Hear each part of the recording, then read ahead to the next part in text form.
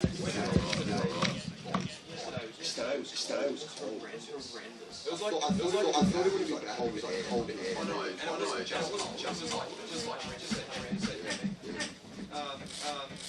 it was just.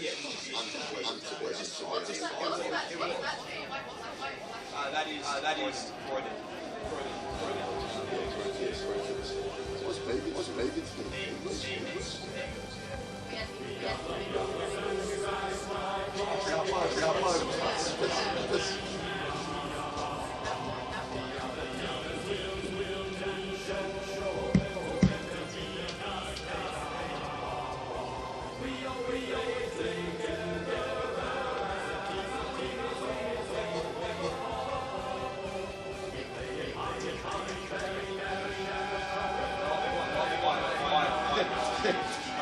The avid Croydon girls.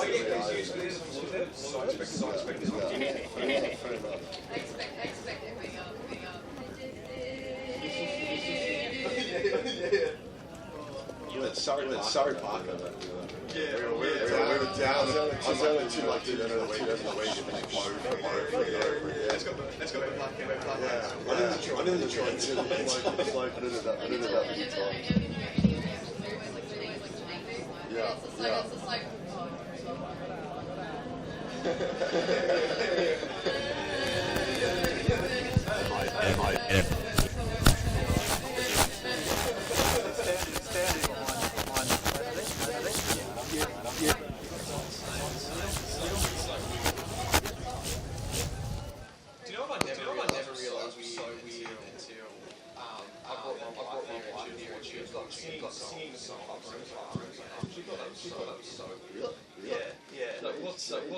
What's that?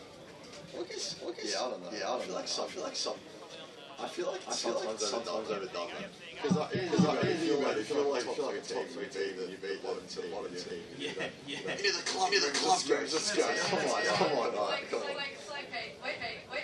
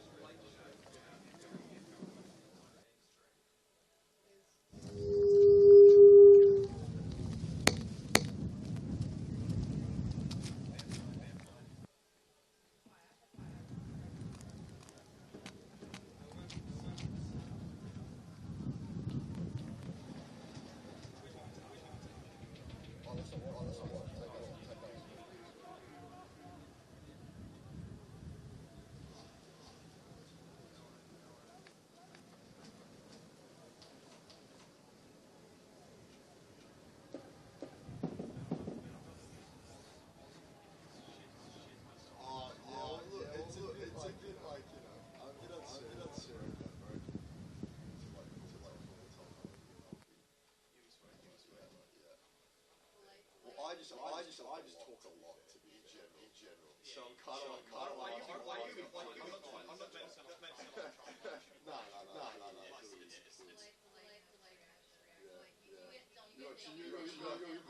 What do you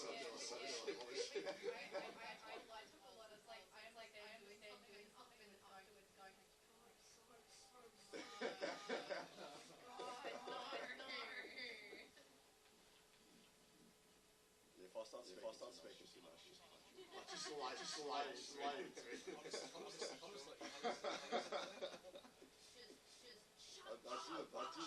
a quick one. I'll cover the whole corner. Yeah. Just like slowly take the headset off, man. Yeah, no worries.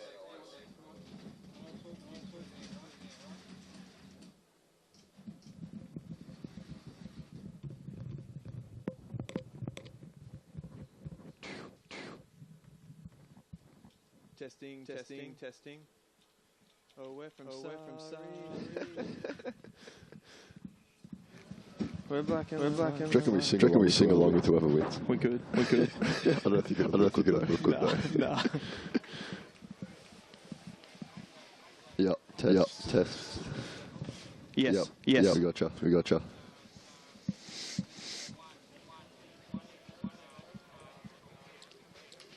Testing, 1, 2, 3. Testing 1.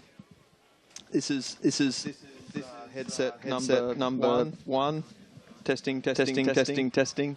1, 2, 3. 1, 2, 3. It's the other headset. Beauty. Thanks, guys.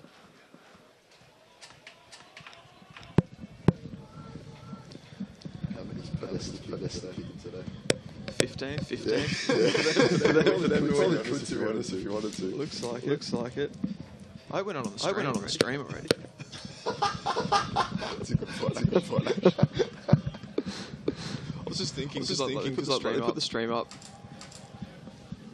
We wouldn't be, would we? Surely. Well, in case you are. Quite a quick ton as well. Balance it out.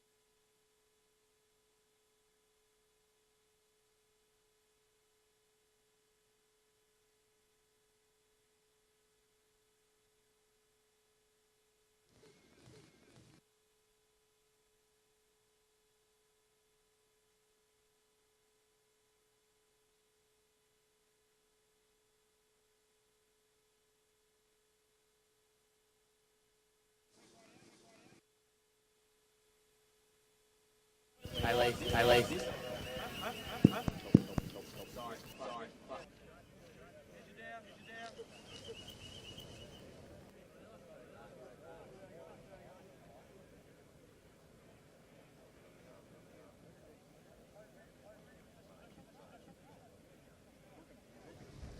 Ladies and gentlemen, on behalf of the Eastern Football Netball League, welcome to Tullamore Reserve Boronia for today's Eastland Division 1 under 19.5 Grand Final. We begin acknowledging the traditional custodians of the land on which we gather and pay our respects to their elders, past and present. We extend that respect to all Aboriginal and Torres Strait Islander people here today. Congratulations and best of luck to both competing sides in today's decider. The officiating umpires today's match are infield Liam Walker, Alexis Akal, Christopher Edwards. On boundary, Ned Gidley and Charlie Cruz. In goal, Mark Skipper and William Caldwell. I will now ask all to be upstanding with the players and umpires for the Australian National Anthem.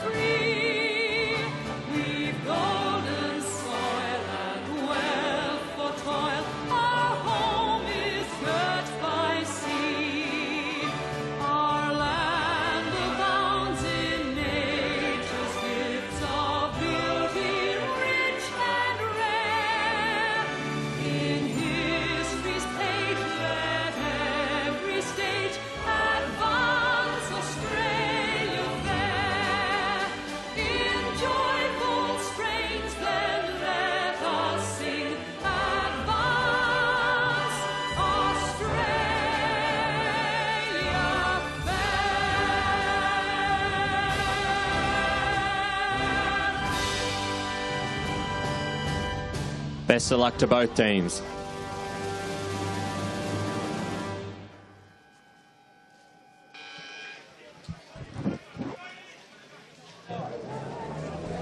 Welcome everyone, bright and early, to the eastern suburbs of Melbourne. It's Division 1 Grand Final, and we're coming to you live from Tormore Reserve, Baronia, for the under 19.5s Premiership decider between the Beaconsfield Eagles and the Croydon Blues. My name is Dylan Smith, and alongside me today is the fresh-faced Chris Cortis. On debut, mate, you've officially supplanted me as the new guy. How do you feel? Good, mate. Fresh face is probably making me sound a bit good for my liking, but yeah, no, good. It looks like we got a good game today. Should you know, sun's come out. Hopefully it stays out. So you know, it looks like we'll have a good one today, no matter what the conditions are. Indeed. I expected it to be a little bit colder than this. I'm actually pretty happy with the conditions. Thought we could have had some rain.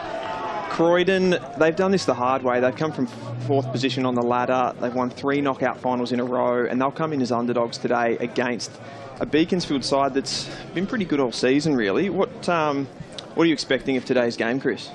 Yeah, well, look, I think obviously, I mean, if you look at it at face value and you look at the head-to-head meetings throughout the season, obviously Beaconsfield have won both of them, but I just don't think you can write this Croydon team off yet, because, you know, they've gone through all 3 rounds of the final so far. And, you know, that stands for something. They've got the momentum. They might be carrying some knocks, a bit of fatigue, but, you know, this is grand final day. You're going to push that to the back of your mind when you're out there. And it's just going to be 4 quarters of hell-to-leather the footy, really. Absolutely. As the players get to their positions, the umpire getting ready, we're not too far away from a starting point here. Got a beautiful scenic backdrop there with the Dandenong Ranges in the background here at Tormore Reserve. Beautiful day, as we said. We've also got a bit of a shootout in this game with Blake Podesta of Croydon. He's kicked the most goals in the division so far.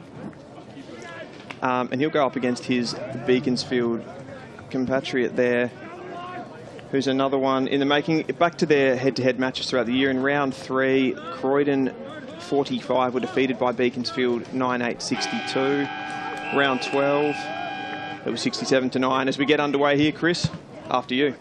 Beauty. So we got the ball in, ground ball early. And we're going to have a throw up straight off the bat. So you can see straight away both teams up for the fight here.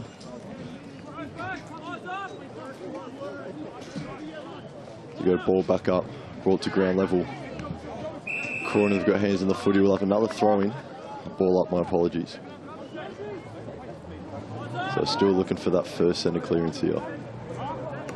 Beaconsfield in the tap, brought to ground. Holding is the call. So Croydon will have the first possession, really, of the game. It's going to be Pedinella. Long ball up the boundary line. There's a pack forming underneath. Pushing the back, so Croydon get another free kick here. And they could be looking for their first entry.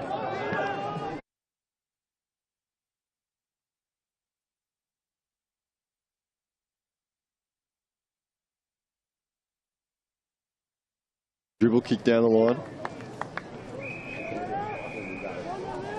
And that'll be out for a throw-in. So, cagey start. Croydon getting the first clearance so far. Got a boundary throw-in on the far side of the ground at the moment. The Rucks go at it. Looks like Beaconsfield are going to get the clearance. They come out from half-back here. That was through Rowland. Kick up the line. Hits a contest. And the umpire's found a free kick, I think, heading Beaconsfield's direction. Player infringed on the far side. He looks upfield, goes for a short option. The kick can't find him. And all wrapped up for a ball up, I believe, on the far side of the ground. It's pretty difficult to see on that far side of the ground, isn't it, Chris? Yeah, definitely, right. There's a bit of a hill at Tormore Reserve in the middle. It's Beaconsfield, just flick it around in the contest, get a clearing kick up forward. It's intercepted at half back here for Croydon. Searching handball goes looking, but can't be found. The umpire's actually pulled out a free kick here in the direction of Brock Walker. He'll try to drive Beaconsfield inside 50. Looking for a target there. Might have been Morton coming to it. Tries to claim the mark. The umpire says no. And a ball up here at centre half forward for Beaconsfield. So Beaconsfield still looking for their first inside. It's going to be a free kick going their way. So this could be their first entry of the match here. They're still looking for someone to open the scoring. It looks like it's going to be a long entry. Ball's bounced, inaccurate kicks, gone out for a throw-in. So Beaconsfield still in a very promising position here. It was a Croydon kicking actually. So they're going to go from deep in defence here. It's gone out to number 10, Joel Jobling, as he looks up the wing. That's going to be out for another throw-in. Bit of Falcon action there on that one. Yeah. So Beaconsfield's ball still in their half here.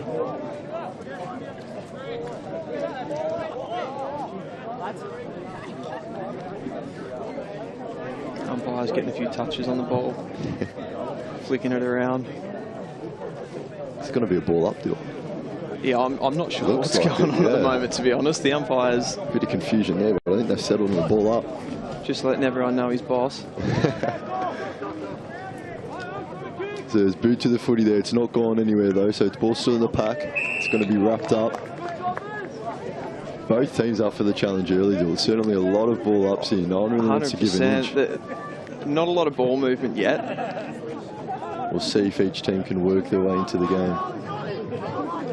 Ground ball again. It's leaked out. It's going to go down to the wing. Kept it in there. It's gone inside for Beaconsfield. They've got a few runners. Fisted out wide. It's out for another throw. So Beaconsfield with the territory so far, but sort of haven't had any clear open play as yet. And as Chris said, quite a lot of ball ups early as we get another one here inside forward 50 for Beaconsfield. They win the hit out. It's tapped down to Brown, and he's put to snap on goal. I think that's gone through. Beaconsfield strike first. 5 minutes into the first quarter. They lead Croydon 6-0, Chris. It's a great kick. Well, we finally got someone to open the scoring. It seemed like we might be in for another few minutes of just ball ups, but obviously they've got it to hands. Quick release for the kick. And you can't ask much else from that distance. It's a great kick. It was a beautiful snap. We're actually riding it quite well here from the position that we're in, right on that to the left of screen goal. So we go back to the centre. And that was Hayden Brown who got the first for Beaconsfield. We go back to the centre of the ground. Beaconsfield win the tap. It's down to Roberts. He drives Beaconsfield forward once more, goes inside 50. Bouncing ball. Both players track it. It's Morton for Beaconsfield who's going to get there first. But he can't beat the line. And it'll be a throw-in inside 50 again for Beaconsfield. 6 minutes gone in the first quarter.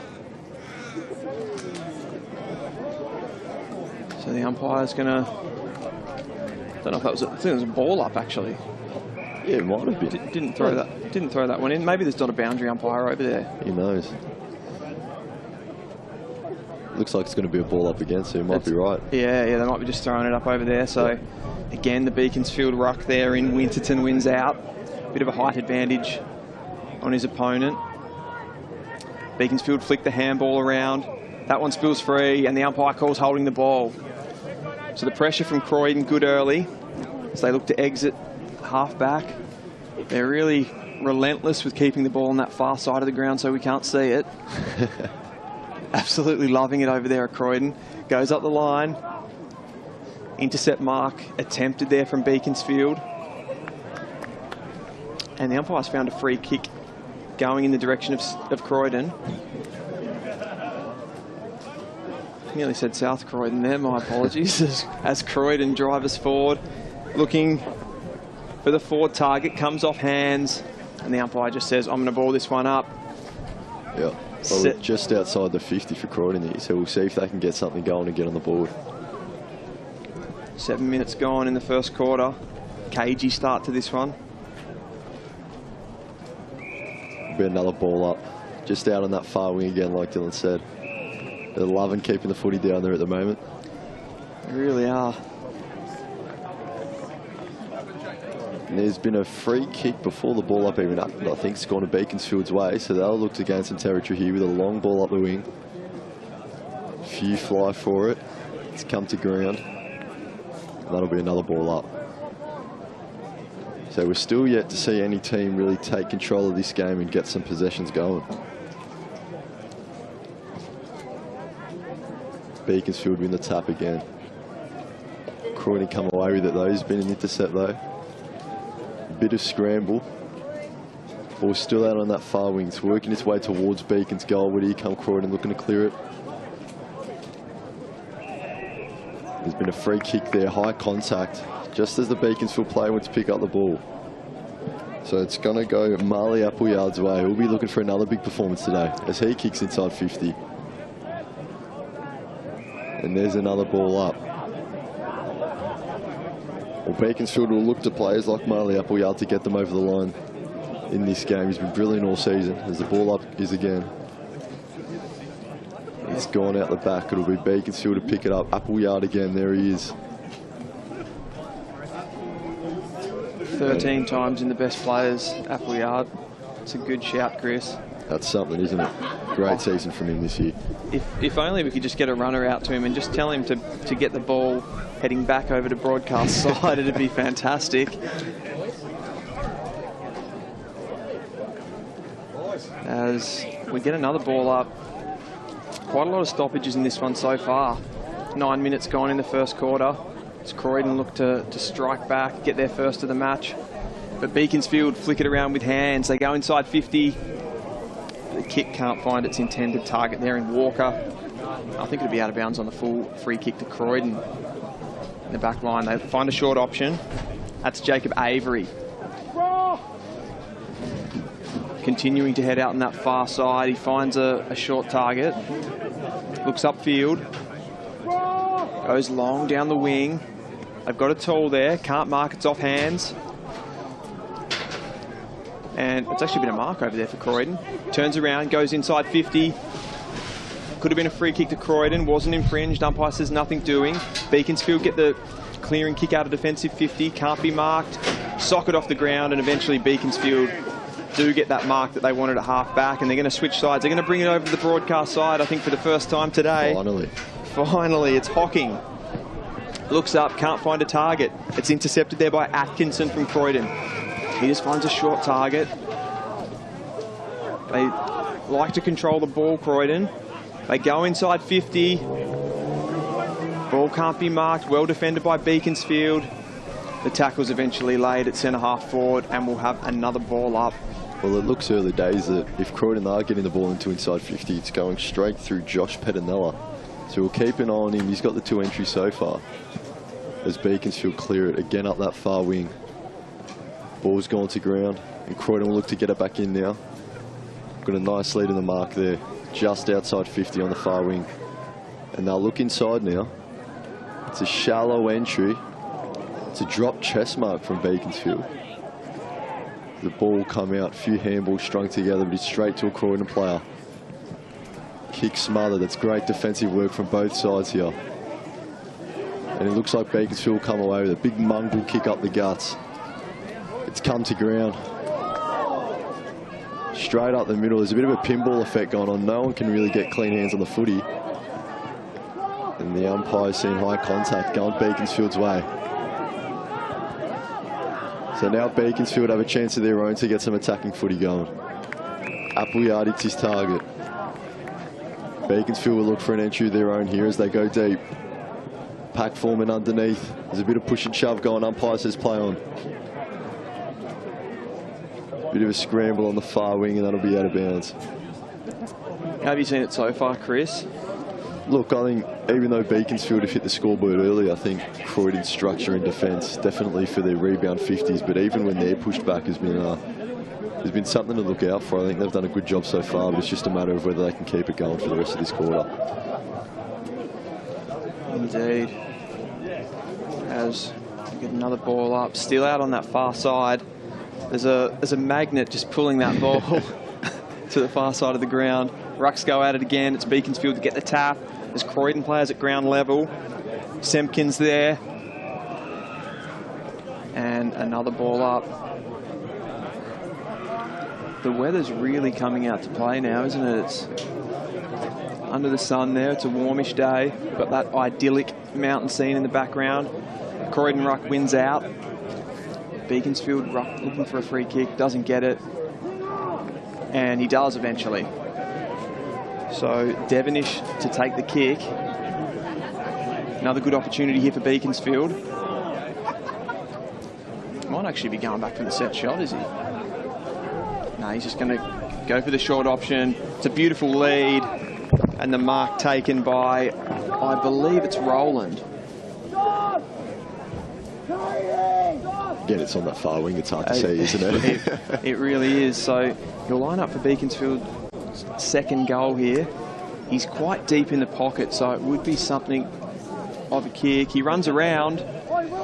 It's a snap ball. Looks very skinny. And just the one behind there. So Beaconsfield moved to 1 goal, 1-7. Croydon yet to score. And we've got 6 minutes remaining in this first quarter. So it's going to be a mark here. Finn Devine. Still in the defensive 50. Croydon looking to work it out. He's gone long up the line. Bit of a pack forming underneath. Big smother there, and it's going to be thrown in.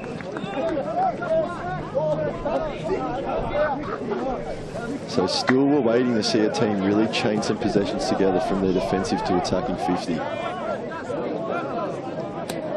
And the umpires are going to ball it up again here as an alternative to the throwing.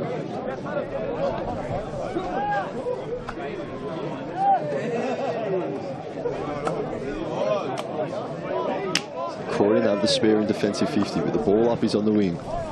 Croydon win the tap down. It's going to be Jamie Roberts wrapped up, so it'll be another ball up.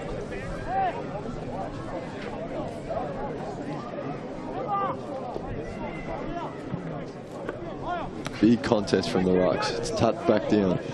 Croydon have numbers around the foot. He can't get a clean possession though. We finally got it on this near side wing. And I think actually doing that last set shot might have been out of bounds on the full. Yeah, the score hasn't coming up on the scoreboard, yeah. You're right, yeah. A bit tough to see from here, but we move on anyway. So now Croydon gaining some territory. It's not a lot, but it's something, and they need something to get going here. Beaconsfield get it right back into 50. Socket off the ground there. Jesse Morden giving chase. My apologies, I think that might have been Michael Semkin. Anyway, Croydon get it right back out of the 50. Croydon have done a decent job so far in this quarter of locking the ball in the middle. I think a 25-metre penalty might have been paid there. Yeah, I'm not sure what quite it was for, but it's again. There's been another one. Might have been. I reckon we're looking at a descent 50-metre penalty eventually. Well, it definitely looks like it for the second one at least. Not quite sure what it was for the first one, but this is going to be Croydon's first shot at goal. And a chance to level up the scores here. Do we know who's got the footy? Haven't got a great view from here. Again, ball's on the far side of the ring. Sounded like a broken record here. We should have really embraced it when the ball came over for a couple of seconds. Right, this kick is on its way. Looks like it'll fall a bit short. Puck under the footy, and it's out from behind. So Croydon on the board with a minor score. So not the result they wanted, but at least they're on the board now. It's a 5-point margin. About 3 minutes to go in this first quarter. Beaconsfield are going to take the kick out through Stevens. He finds a short target. It's a juggling mark there, taken eventually by Walker.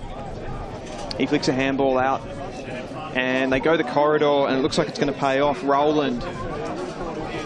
He gets it out on the wing. Runners everywhere here for Beaconsfield. This is Appleyard, a dangerous player. I reckon that's going to be a free kick for head high. The umpire says nothing doing. Croydon players get over to help, and I think in the end it's a pretty good result for Croydon, and they'll get a ball up in their defensive 50. 3 minutes to go. They don't want to concede here late, Chris.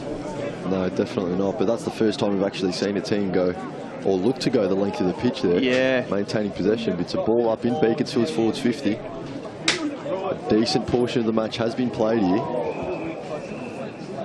That'll be a ball up. So they look dangerous on the counter though, don't they, Croydon? Definitely, definitely.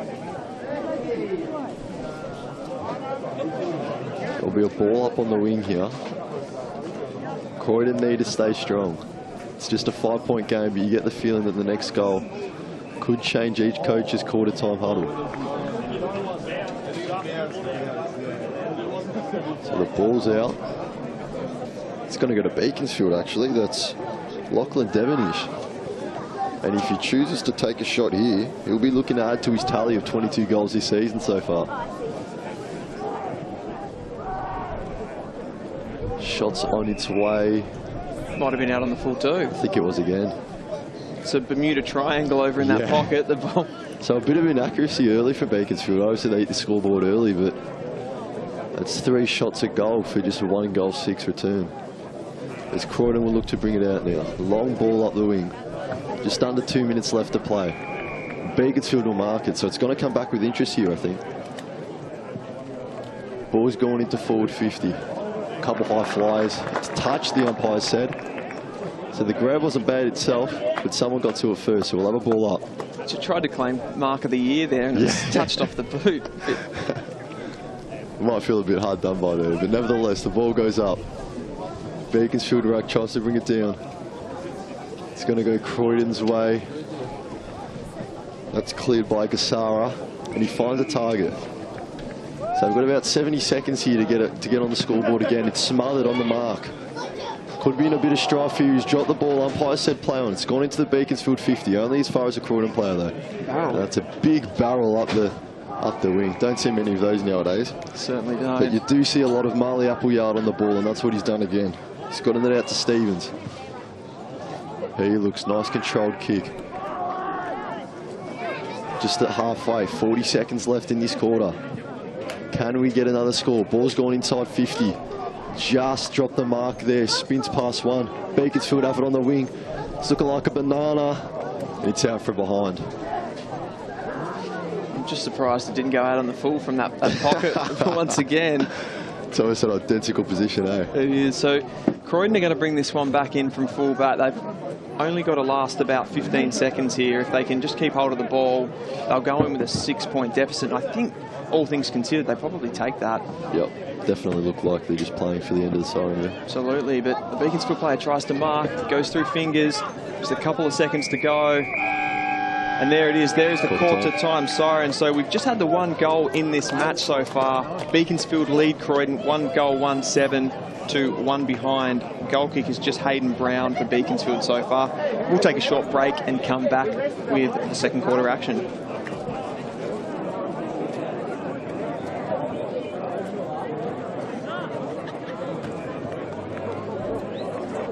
AFL Victoria, with support of Leagues and Funds, are committed to keeping our game great. Make a promise to be the best version of yourself and support the hard-working volunteers, coaches and umpires who make our great game come to life. Real fans respect the game. Make a pledge to keep the passion alive, but remember, any form of abuse is not welcome on our turf.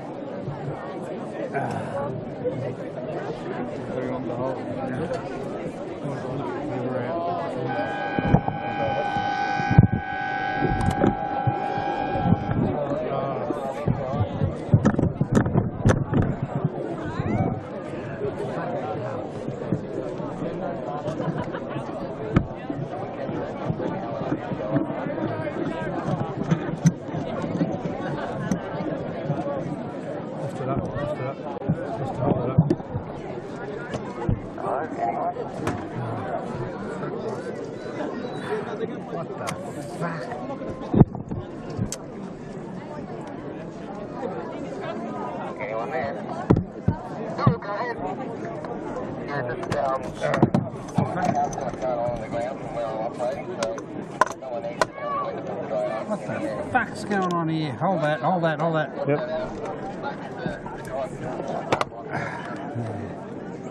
Right, let's put it in. Oh, put the cradle in first.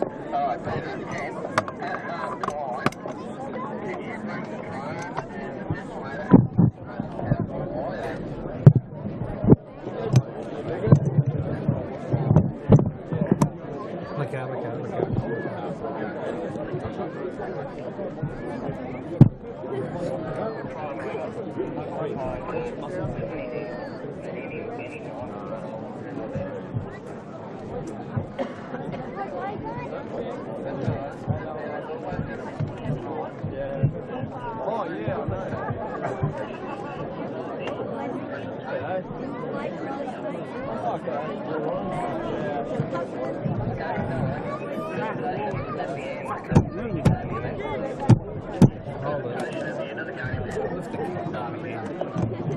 Lift the camera out. Lift up. Is that moving or not?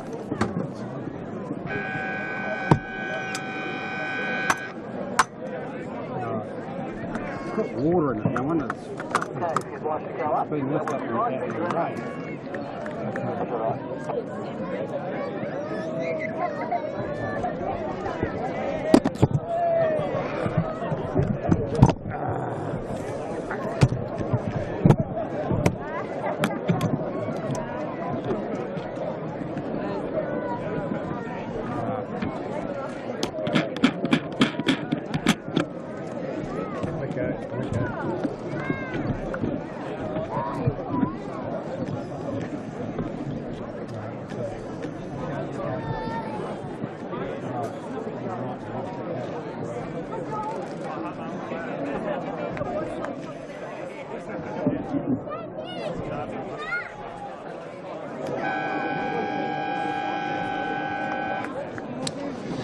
We're back live here from Tormore Reserve for this under 19.5 grand final. The players have just broken from their huddles and we'll get underway with the action soon. Chris, how did you see that first quarter of action?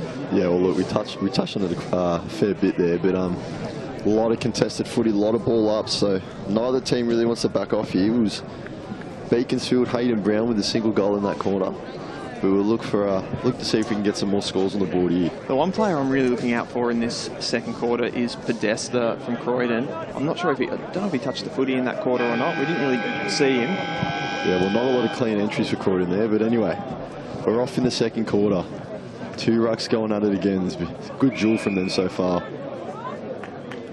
Early call from the umpire, I think, is a ball up. It is, as DeWitt looked to break away there. Beaconsfield ruck taps it down. Ground ball again, so it's looking like yet another ball up. They like the stoppages, these two teams. There's been a free kick called. There has. I think there has. That goes against DeWitt, I think. So the man just with the footy. Not quite sure what it was for, but nevertheless, Beaconsfield will go forward. Couple high flies in the pack. Cleared out only as far as Orgill, though. Call was play on. Ball's booted inside 50. Sold a bit of candy there, went for the fend off, and the snap is wide.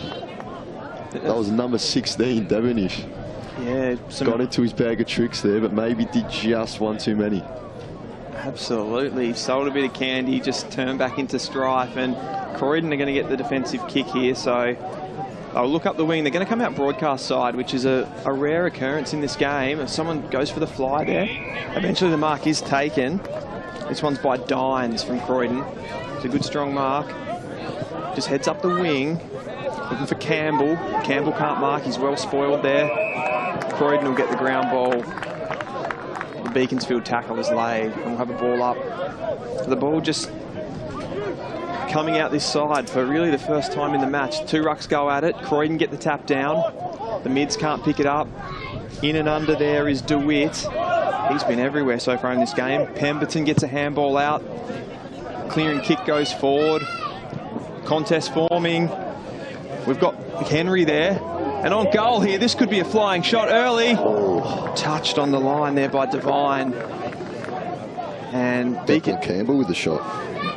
Campbell it was, yeah, indeed, there for Croydon. So a goal-saving move there by Devine for Beaconsfield. And they got away with one there, didn't they? Yeah, definitely. I mean, Campbell's got, what is it, 13 for the season. He's the equal second highest goal scorer.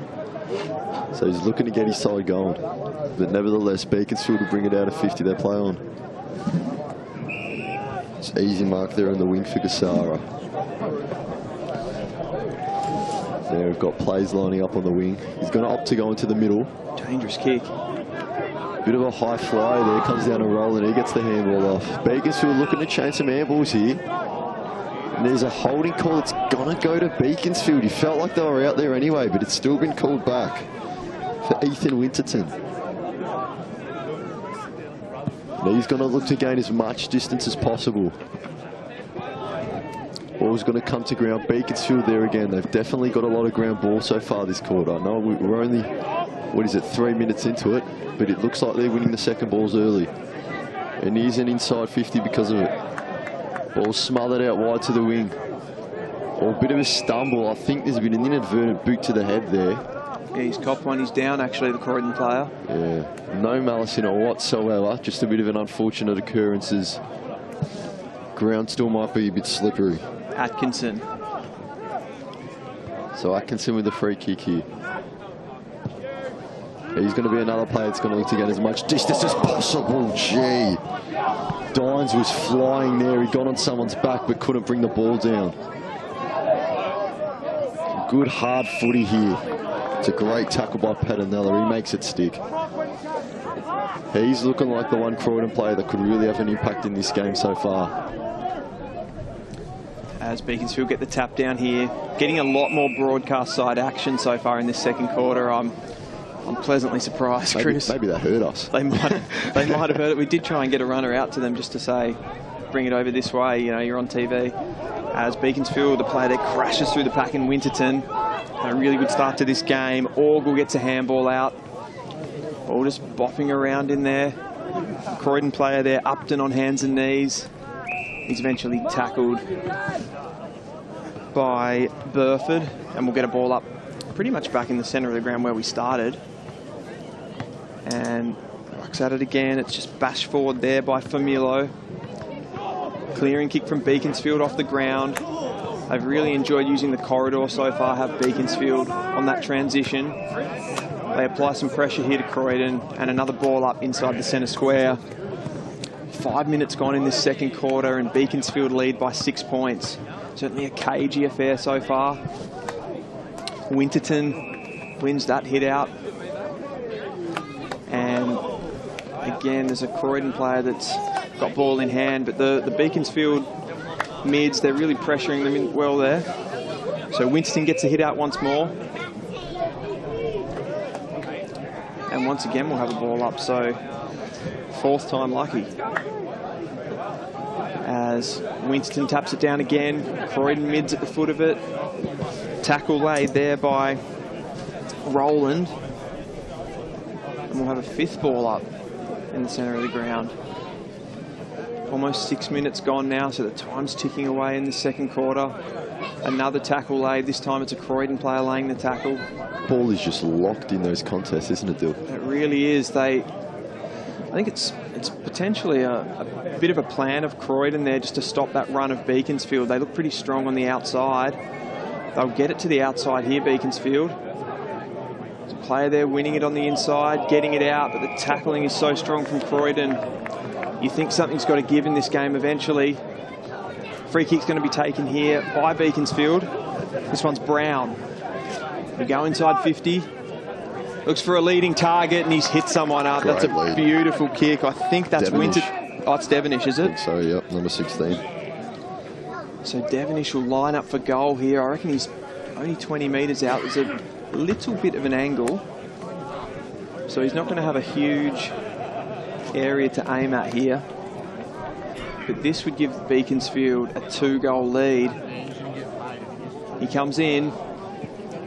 It's a pretty good looking kick. Umpire doesn't have to move very much, and Beaconsfield get their second. Devonish this time hits the scoreboard. And I'll get a score check when the scoreboard comes back to me here. It should be 14-2, I think. 14-2, so they do take the 12-point lead. So. And that was well worked by Beaconsfield. They won that free kick at centre-half forward, got the nice inside 50, and Devonish converted. So Croydon need to respond here. It is just a 12-point lead for Beaconsfield, but a very low-scoring game as the ball's locked in the middle again. Who would have thought? It's high contact. Free kick goes the way of DeWitt. He's been imposing himself in this quarter a bit. So he'll look for the short target. Just overcooked the kick. It's a good contest on the near wing, and that's holding the ball. Good tackle. Hocking couldn't get rid of it early enough. So it's going to go Semkin's way. He'll look to go back into the middle of the field.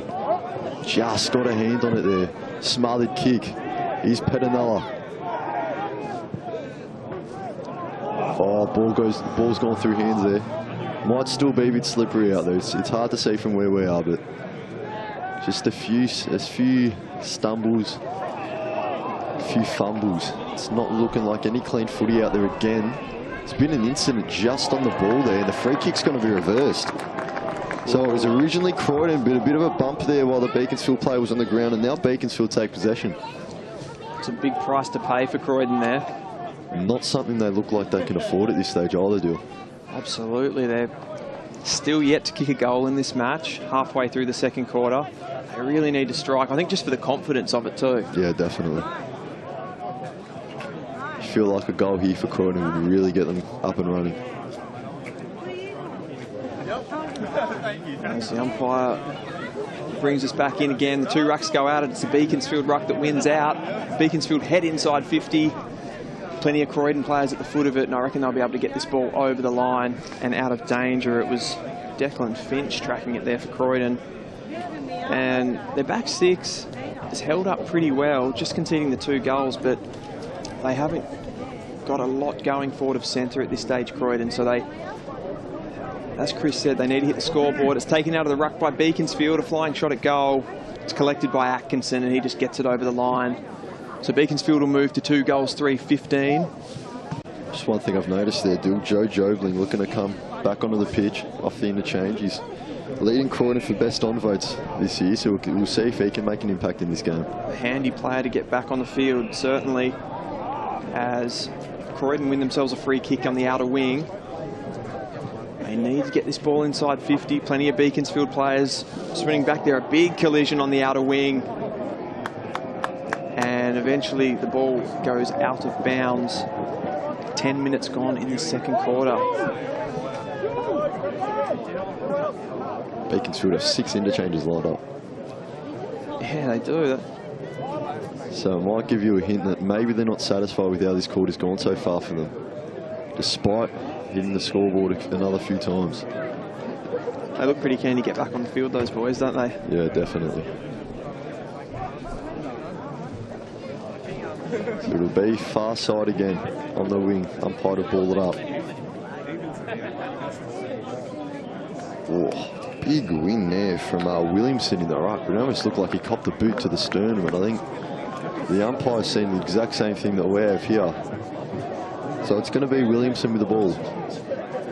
Just starting in his defensive 50. He's going to look for a long kick. That's got some great distance behind it.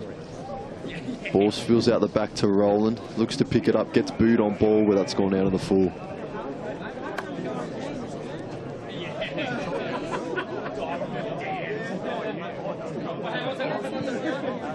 So ball locked in the midfield again. But Croydon have a chance to get a bit of a jailbreak play going here. You just feel if they can just get that one to open the floodgates, maybe there'll be, you know, a quick second or a third to follow it. Absolutely, and they've held up well defensively, so the fact that the margin's only 13 points, I think, at this stage, it keeps them alive. Definitely. You can see Podesta's the lone man up top there. 56 goals in the season, I think it was, but he's been kept quiet so far. You feel that you'd like to see him get into the game somehow. I don't know if he's capable of coming up into the midfield, just getting his hands on the footy. He's been well defended so far, and they've got that spare back there, if you see, just between the bodies at half forward and Podesta. Yeah, well, you see Finn Devon is actually his direct opponent at the moment. Devon's been standout for Beaconsfield throughout this season. He's got 12 times in the best on votes. So it's just a matter of, I think we need to try and see Croydon get some cleaner inside 50s. We've seen a lot of mongrel kicks, a lot of long balls at the wing, but... And I mean, it will be hard given how locked into the midfield this ball has been, but if they can just get just a second of space, a second of time, just a couple metres of space to get it in and hit him up on a lead, then this game could turn on its head. As there's a big pack inside 50, pinball effect. Here's a shot on goal for Croydon, and that's gone wide. Only the minor score. So they've had a few decent attempts at goal, decent chances. That was a big chance, that one. But we're still yet to see a major for Croydon. Definitely not out of this game yet, though. Margin is still only 12 points. As Beaconsfield bring us back in here. Looks for a target. They love that corridor. It's a beautiful mark taken there by Brown. It's been lively in this game. Gets the handball back. That's Mowat. He finds a target on the wing in Devonish. Devonish, a previous goal kicker. He flicks the ball over the top to Roland. They're working this nicely, but it breaks down, and it's intercepted there by Atkinson from Croydon. A beautiful mark, and he comes across the other side. So switches on to exit defence. He's got a runner out here in Pettinella. Finally some link up there. Yeah, that was beautiful play by Croydon. Goes the corridor. It's a dangerous kick. If the turnover's on, it is for Beaconsfield. They flick the hands, but this one might be intercepted as well. Eventually it's worked out there through Devine. I think Beaconsfield are going to be okay here in the end. They come out that outer side wing, look to head forward. Ball being tracked over there by Winterton. Looks inside and finds Roberts. So Roberts has got a pretty open forward line ahead of him. He looks up. It's a piercing ball to the top of the goal square, and a beautiful mark taken. Just dropped out the back there. Oh, I just read that beautifully. Great forward craft. It's Marley Appleyard. It's Appleyard. Who would have thought? Oh. Well, he's done a lot of his work in the midfield this game, and he's just crept forward there and got out the back of the pack. Certainly has, and that's just game awareness, isn't it? Just to read that ball, coming inside 50, and he's not going to miss Appleyard. He gets Beaconsfield's third, and the game's starting to break open here. That's 3 goals, 21 to 3 goals behind. Beaconsfield lead by 18 points. I think it's about 12 minutes gone in this second quarter. Well, I was starting to wonder why we hadn't seen Appleyard on the footy in the middle of the pitch, but, you know, he's obviously just as effective up front there. It's a nice option to have, to be able to just move Appleyard, just move the chess pieces, put him forward. Move the magnet, what a luxury. Yeah. They've got so many mids to go through there, Beaconsfield, and you feel if they get the next goal, this game could really break open. Beaconsfield are going to win the clearance here. Ground ball, Croydon scoop it up. Look for a little chip kick. It's gone to Pettinella, not 15. Play on is the call. Just look to tap it forward there, looking for the rebound entry. It's only as far as the Croydon player went for a bit of a juke there, but slipped. Pettinella will get the handball out. A lot of push and shove off the ball. It's a very scrappy game so far, this one. Found there's a free kick. So Croydon left it on this near side wing. Looking to get it out of 50. They really do need to get on the scoreboard soon, Croydon. Ball's going up. Winterton almost had a free look at it, but couldn't bring it down. That's a big bump after the kick. Downfield. And there's Appleyard again, Dill. Oh, he's everywhere. And he's sprinting to get the ball. He knows if Beaconsfield can catch Croydon not set up here, they could get another. I reckon he's annoyed that he didn't get a disposal there for that one.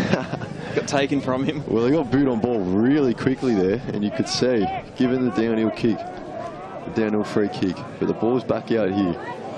Scott Cameron will look to get a rebound. 50, he does. The lead's there. Good mark. Devonish again. He's done brilliantly in the forward line so far. He kicks towards goal. It's going to drop short. That's a goal, Roberts. Has he gone up before it's gone over the line? He has. He has. Jamie Roberts just picking up the scraps and just in the goal square there. And again, just a Beaconsfield player has the peace of mind to just hang out the back of that contest, and they've been rewarded again. And once again there, it was Appleyard that pushed forward, and then all the Croydon players were just attracted to him, and Roberts just got the scraps off the pile there. It was a good, definitely Crummer's goal. Another thing I've noticed is that, you know, you get a goal kicker like Devonish. I mean, he's got 22 in this season. He's already got one in this game. If he's leading to the edge of the 50, he's certainly drawing out a key defender or a couple of defenders. You feel a little bit for Podesta, who's at the other end, very isolated up there. Hasn't got supply, has he? He hasn't got that ball movement going inside 50. As Beaconsfield look to win the clearance again. It's bashed out of the middle here. It's an inside-out torp. But they've got some territory. They go inside 50. Croydon look to repel here.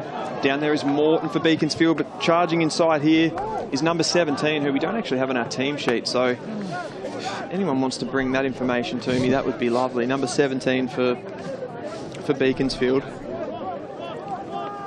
Just another one of the mystery players to add to the list there. But Croydon are going to get a 25-metre penalty here. And look to head forward. This one's through Atkinson, so he goes out the outer side, finds a target. Only got about 2 minutes remaining in this quarter, so it's gone quickly, this one. It really has. Looks for that man in Podesta there on the outer wing, but he can't take the mark. He's got 2 players on him. So Roland was there to assist, and they've defended him so well, haven't they? Yeah, they really have. I mean, Beaconsfield have obviously done their homework here, because obviously Podesta's resume speaks for himself this season. You know, he's got 56 goals. It's a huge just tally. In this season alone. I know he's kicked bags against Beaconsfield before. But, you know, in saying that, Podesta's got 56, but if you can shut him down, the next 2 highest are Pemberton with 13 and Campbell with 13. And that's it. When there is just that lone wolf inside 50, it makes it easy for the other team, because they can just put all their attention into him. And dare I say, they're almost suffering from being a tad one-dimensional here. So you feel like at halftime there could definitely be a few magnets shifted around, create a bit of uncertainty in that forward line, and whether that creates lanes for Podesta to get the footy or others to get shots on goal. Croydon need to do something here as they're trailing 28-3, still yet to have a major. There's 40 seconds left in this game. It's in their forward 50. Handball out back. He's whipped it around his shoulder. Ground ball here. It's out to the wing, bump off the ball, and that's going to be out of bounds. So 25 seconds. Croydon really would benefit from a score here. You'd think just one last opportunity from this ball up they'll have. And it feels like it would mean so much more than 6 points if they can get it this late on in the quarter. Croydon right can bring it down. Roland picks up the footy. Ball up again. 10 to go. Clock still going. They're going to run out of time, I think. So they almost need an immediate boot on ball here as it comes down. 3 seconds left. And I don't think they'll have time. And that's half time. So Beaconsfield 4-4-28. Lead Croydon 0-3-3. It's been a hot contest so far. It started out with a lot of stoppages. The game is opening up a little bit more. As Chris said, a 25-point lead to Beaconsfield at halftime. The goal kickers for Beaconsfield, Hayden Brown has 1, Jamie Roberts with 1, Marley Appleyard, he's been fantastic so far. He's got a single there in that second quarter, and Lachlan Devonish, the other one. Croydon still yet to hit the scoreboard with a goal. They've got 3 behinds. We'll take a short break and come back to you with the second half action shortly.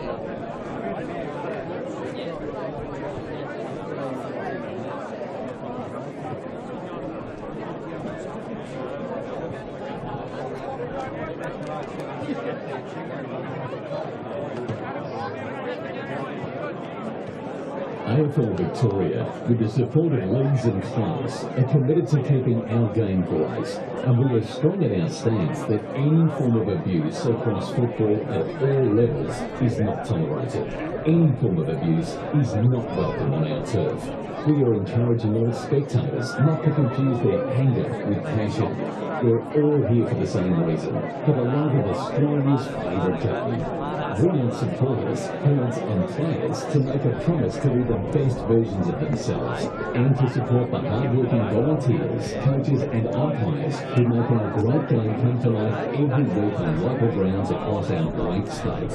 Real fans respect the game. Make a pledge to keep the passion alive, but remember, any form of abuse is not welcome on our turf.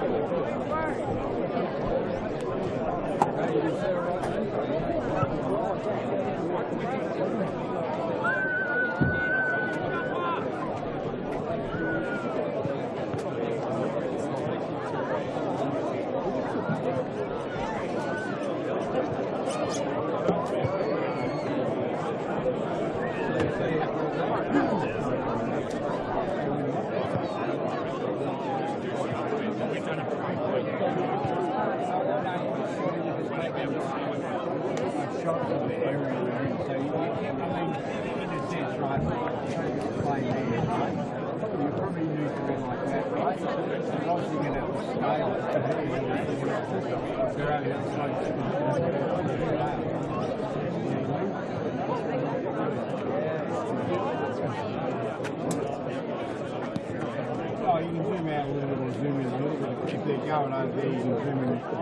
during breaking, but you don't have to get to the stage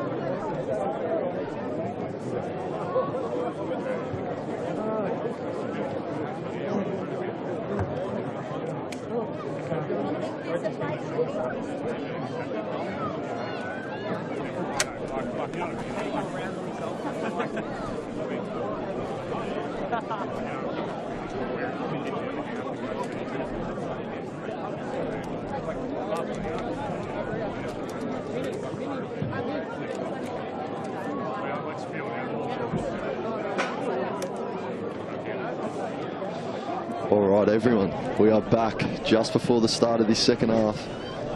And just a note there was a bit of an adjustment to the scoreboard. It reads Beaconsfield 4-3-27 to Croydon 0-3-3. Does that change your tip going into this second half, Chris? No, I don't think it does, but I still think that Croydon have looked promising going forward. So I think by no means is it going to be just a walkover for Beaconsfield in this second half. I think they have to work as hard, if not harder, now that Croydon have had the chance to make some adjustments. Because I feel like, you know, going into that Beaconsfield huddle, you're 4 goals flat up. You know, you're saying, well, in my opinion, you'd be saying, you know, boys, more of the same. And Croydon have obviously had to change something up. So it could be in for a very, very interesting half of footy here. As we go back to the centre for the second half, and the Rucks go at it. Croydon get the hit out this time. Beaconsfield shark it though. Off ground is Roth. Goes inside 50. Mark attempted by Winterton, so he hasn't started in the ruck this quarter for Beaconsfield. Goes inside 50. They've got runners everywhere here, Beaconsfield. And eventually Croydon will get the clearing kick, but it's going to come back with interest. With Dow, big tackle there from the Croydon player. And that was necessary. So that's Steer for Croydon. Huge tackle there. He'll come out of defence for Croydon. Comes out the broadcast side. Mark's going to be taken there, though, by the Beaconsfield player. Well intercepted by Stevens. Scans his options. Puts a little dart inside 50. It comes off hands. Beaconsfield have got some players, but it's well intercepted at the bottom by the Croydon player in McHenry. Beaconsfield now just work this around. It's kicked inside 50 there by Pinar. And eventually the ball finds its way over the line for a boundary throw-in. Fairly deep inside the Beaconsfield forward 50, so they look to get it forward and lock it in there once more. So the ball up in the middle of the 50. Croydon's going to look to clear it here. It's Beaconsfield. Handball is tipped. Now big kick into the middle. There's Podesta at halfway. So he's vacated the forward 50. Looking to impose himself on this game, and Croydon really do need him to do so. So there's a free kick there. This game so far is almost shades of the last time these two sides met. Yeah, it is. It was round 12. It was, and it Croydon was. finished that game 1-3-9. Didn't kick a goal until the second half. They certainly will hope that it doesn't go that way. Ended in a 58-point loss in round 12. The Beaconsfield player comes in for goal, and again it's stayed to that near side from that pocket. It's been a difficult place to kick from. And they'll eventually get their 4 goals, 4-28 score that they had when we went into half-time. We had a bit of a score change over the break as Croydon bring us back in. Looks like he's going to go long up the wing. Contest forming there at centre-half back. Tracking the ball is McHenry. And eventually it'll go across the line for a boundary throw-in. Glass half full for Croydon. They're only 25 points down.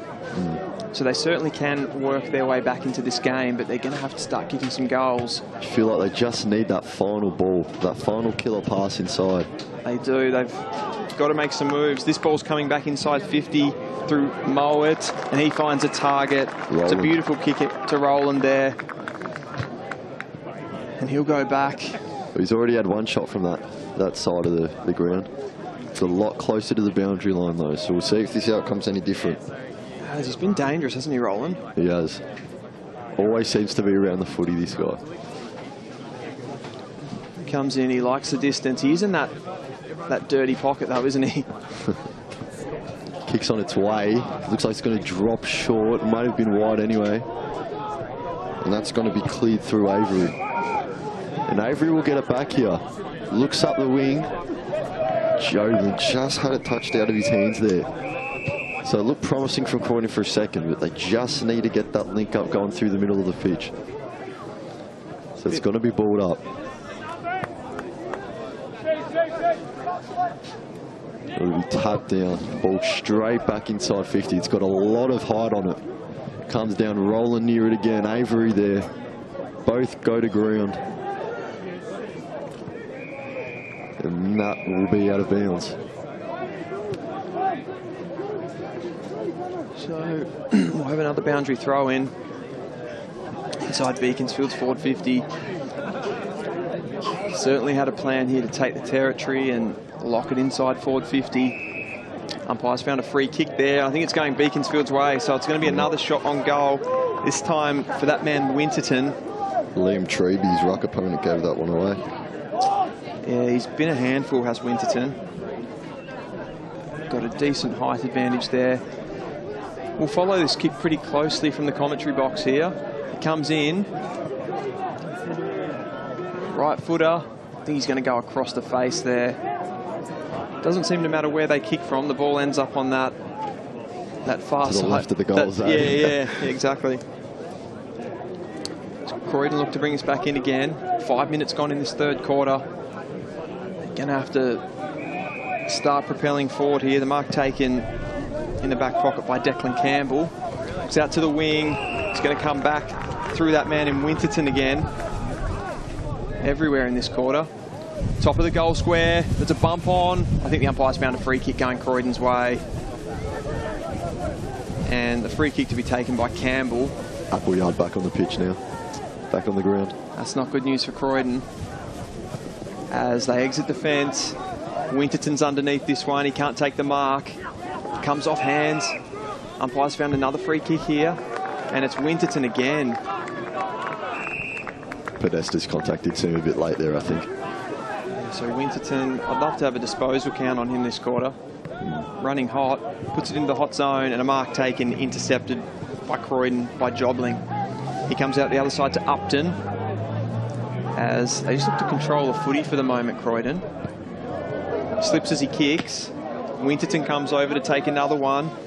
Nicely manoeuvred through there was Dines, and eventually the ball rolls out. So we'll have another boundary throw in. Just in front of us as well, Dill. Jesse Morden, number 4, looking to get back out there. He's Beaconsfield leading goal scorer with 26. 6th best in the league, but he hasn't got one yet today. So see if he can make an impact. Treby wins the ruck contest. Ground ball. Lots of bodies around it. It's going to be a ball up. Not what you'd expect for a leading goal kicker, is he? He's a smaller size. Well, I guess typically you'd guess that it'd be, you know, a key forward would be leading the charge. But if you take a look at Beaconsfield goal kickers here, Dill, it's got Morden's on 26, Devonish 22, or 23 now with his goal today, and Samawi 19. So they've got a decent spread, as opposed to Croydon, where they have that one target man up top in Podesta. As you mentioned there too, the unpredictability that brings for, you know, Croydon trying to defend this Beaconsfield forward line with definitely a ton of different goal kickers. Mark taken there by DeWitt for Croydon. He flicks a nice little ball, just slips through the fingers. Again. Yeah, they've had a few of those, haven't they, Croydon? Yeah, definitely. Haven't played the conditions as well as Beaconsfield. That was Steer that time. The sun's been out for a while too, so you'd think that it started to dry up out there. Yeah, indeed. We'll see if that changes. It's going to be Winterton and Treby in the ruck again. And there's Pedinella. What a big first quarter. Very good in the first quarter. It went a bit quiet in the second there. So he'll be looking to get back around the footy, get his hands on it, and get his side going, because boy, do Croydon need something to start their engine. Ball's gone to ground. It's going to be out on the wing. Big smother. That's a great defensive effort there. They're really on, aren't they, Beaconsfield? Yeah. In tune with each other. I think it was Appleyard with that smother.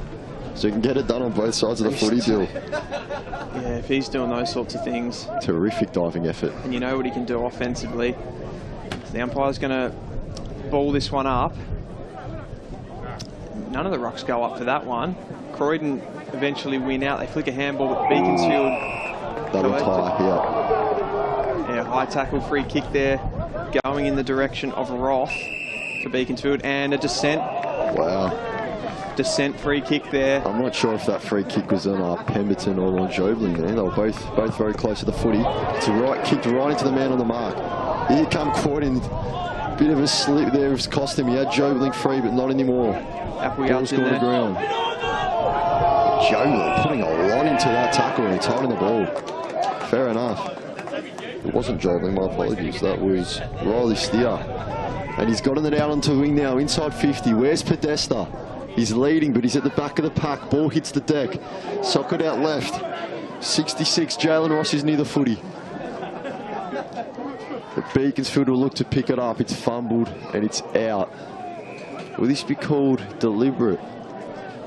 They want it. They want it. Doesn't look like it wasn't. It didn't look like there was an awful lot of intent from Beaconsfield to keep that ball in, but must have disguised it just well enough. In fairness, I've never seen a deliberate out of bounds paid in local footy. Fair enough. So wrapped up again. Ball up, the second one. In Croydon's attacking 50. They really can't stress it enough, do they? Really need to get on the scoreboard soon. They can't must. let this game get away from them. Long kick up the wing. And that one's going to be out as well. Campbell couldn't get there in time. I think that was out on the full, so I think Croydon are going to get the kick through Campbell. So he's going to bring them back into play. Finds a short option there in Familo. This is a nice build-up for Croydon. Where's Podesta? He's not there. And it's Winterton who takes the intercept mark. He's had a huge third quarter. What do you think Croydon can do, Dill, to kickstart maybe a bit of offensive success? I sort of wonder if maybe they should bring Podesta higher up the ground, use him as a marking target coming out of defence. Like they have with Devonish. As Beaconsfield go forward here. They're on the counter hard. That pocket again, out of bounds on the same spot every time. It is. It's a good point what you bring up with Podesta, because we've seen Devonish for Beaconsfield. He's played up and led, you know, right up to the 50 arc. And it might open that forward line up a little bit for them if they just put some smaller bodies in there at ground level. Definitely. That's what opened up Appleyard out the back. If his pack, as Devonish drew a couple of defenders out with him. So it's just a thought. We'll see what they do, but Podesta is definitely still the furthest man forward. And he still has Finn Devine on him. So it definitely seems so far that, you know, Beaconsfield's number 6, Devine, has gotten the better of that. But the ball's up in the Beaconsfield forward 50. It's got to be cleared by Jobling on the left. Very close to the boundary line. It's going to be a Beaconsfield free kick there. So it's going to come back in plus interest. Ground ball. Brown boots it inside. And that'll be another throw-in, or ball up, should I say. I'm not sure what the experts of Tormore Reserve say, but there's something going on in that pocket. The ball just seems to find its way over the boundary line there. I've heard about the Baronia Road end being a bit of a wind tunnel, but... Could be. Appleyard goes to ground on the footy. 2 Croydon players fall over him. Not sure if that was deliberate, but the kick was brilliant.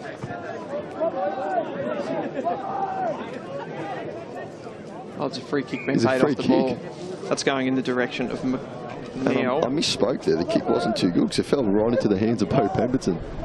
But there must have been something else off the ball there. Who knows? It was a good kick. It just went to the wrong player. Yeah. Oh, Pemberton's off with a blood rule. He's got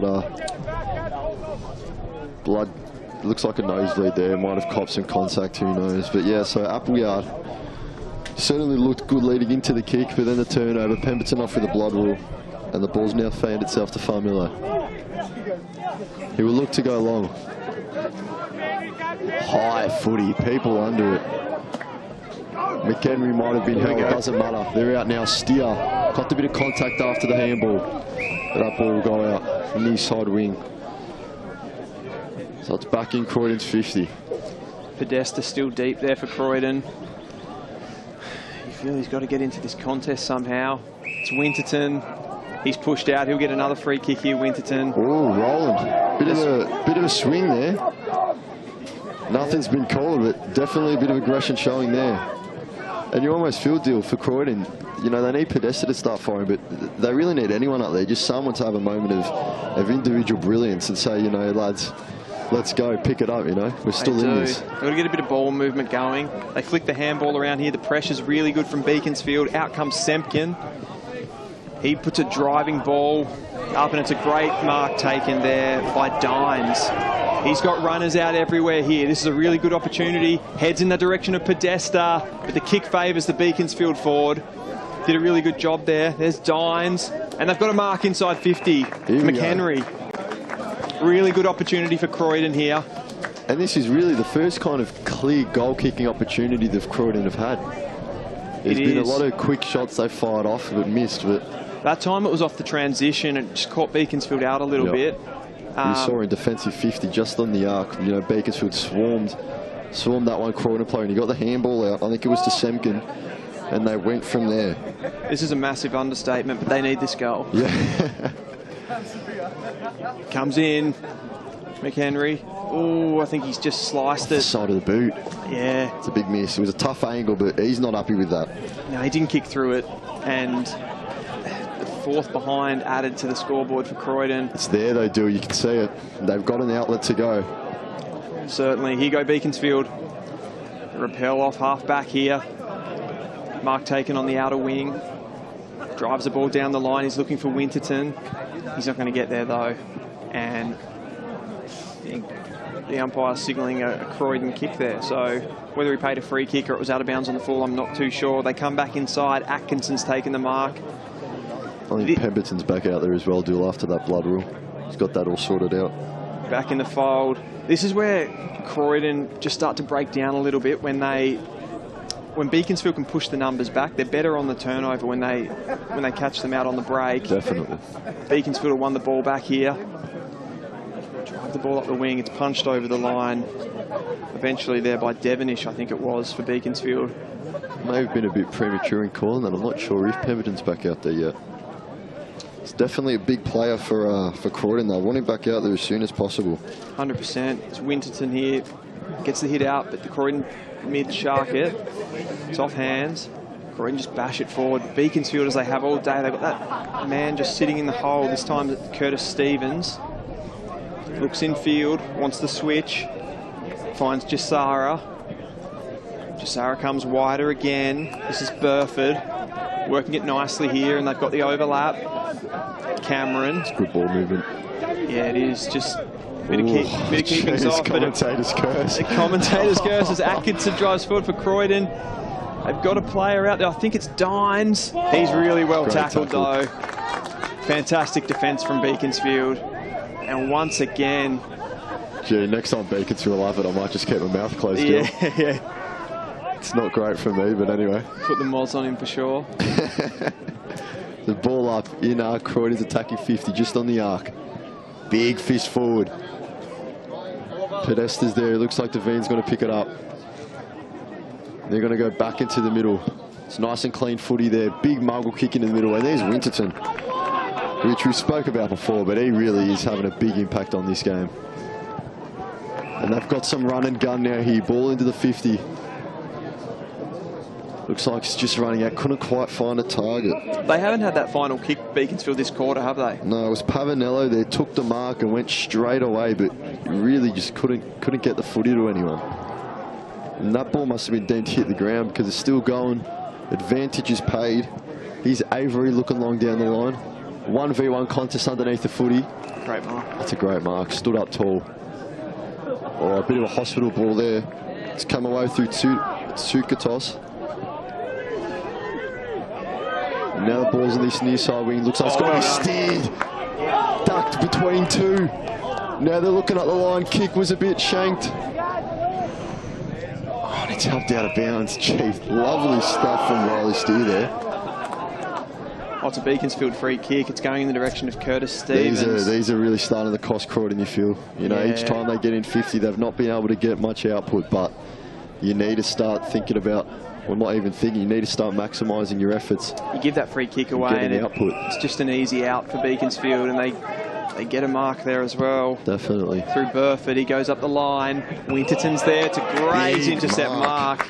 Is that Declan Finch stood up tall, may have had a bit of whiplash as he came down. He's passed the footy over. He's certainly a bit slow to get back up on his feet. We've had nearly 19 minutes gone in this quarter, Dill, and Croydon is still without a goal.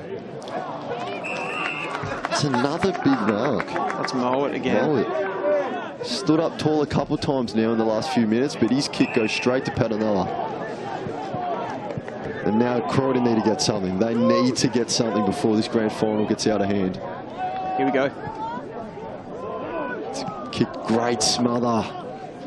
Beaconsfield putting their body on the line. You see every time there's a kick, there's a Beaconsfield player diving at the feet to try and smother. And there's been a free kick for Croydon here. So impressed with Beaconsfield's defensive tackling inside. 100%. They brought the intensity today, Dill. They came to play. Certainly have. So it's going to be Riley Steer. Might just be a bit out of range. Man on the mark is maybe a step behind the 50 arc. And he's definitely looking like he's looking for a target. Could he find Podesta? Could he find anyone? Get this offense going. Podesta's there. Could only get a hand to it. It's come to ground. Great tackling there from Beaconsfield, like we just said. Clean pickup as well. That's great defensive work. Mungle kick into the centre of the pitch. Two Croydon players collide, taps back forward. Now Beaconsfield looking to come out.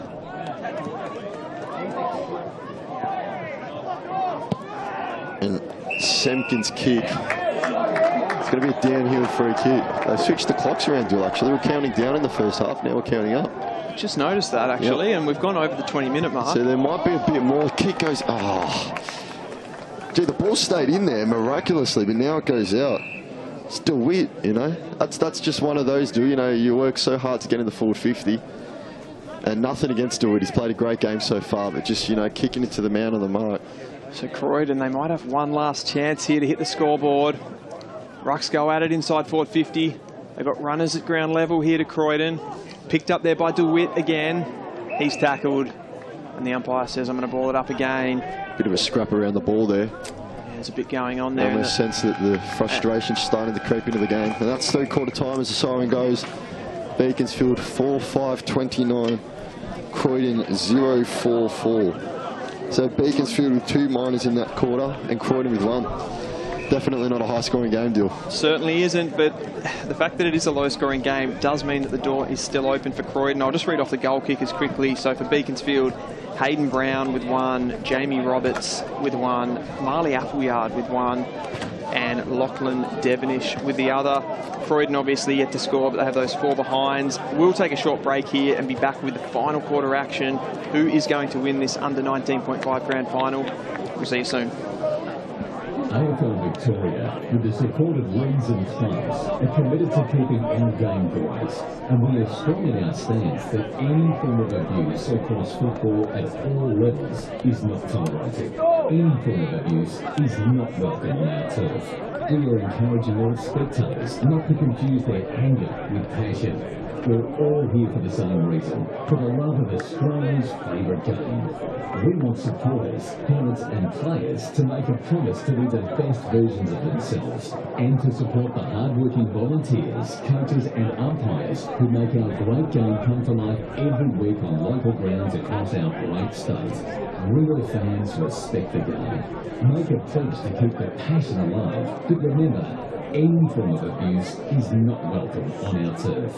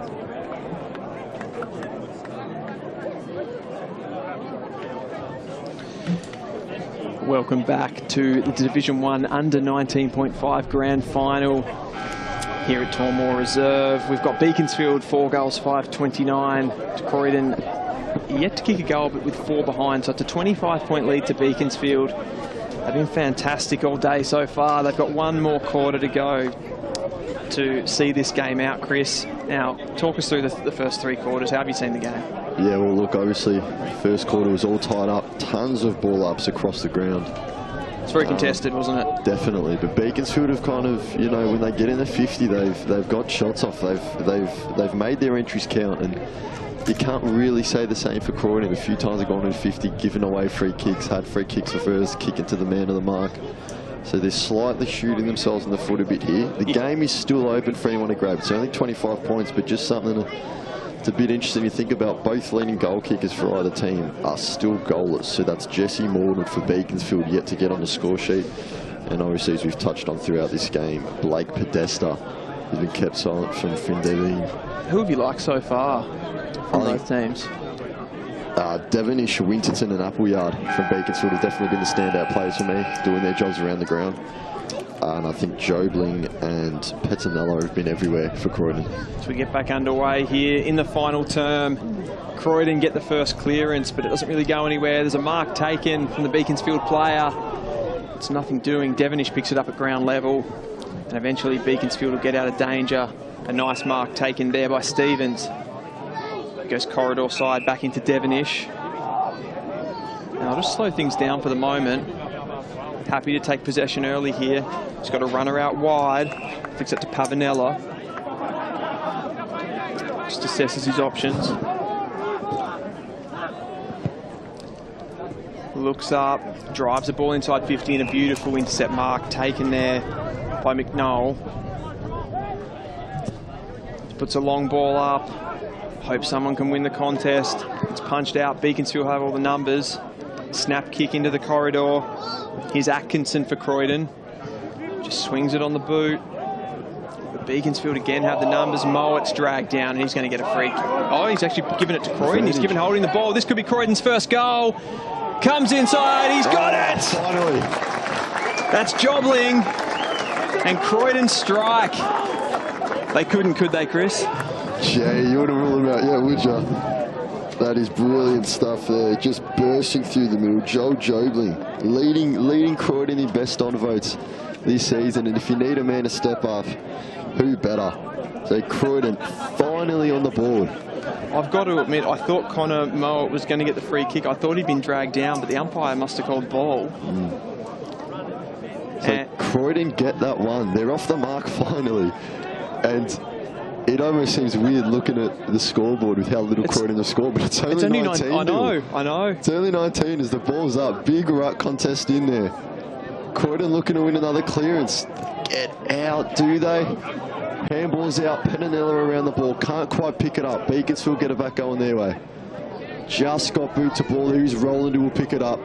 Sells a bit of candy. Good handball out. Very clean footy from Roland there. A lot of height under the kick though. Appleyard got hands to it first. Will come away with it as well. Boots it inside 50. There's no one actually deep in there. A friendly bounce, sort of taking it through. But Devonish is going to be there, and he's going to wait on the goal line. Taunting the Croydon defence. Gee, that is cheeky. I thought he was going to show the footy there as well. Oh, my days. Well, it was a big kick in. Appleyard.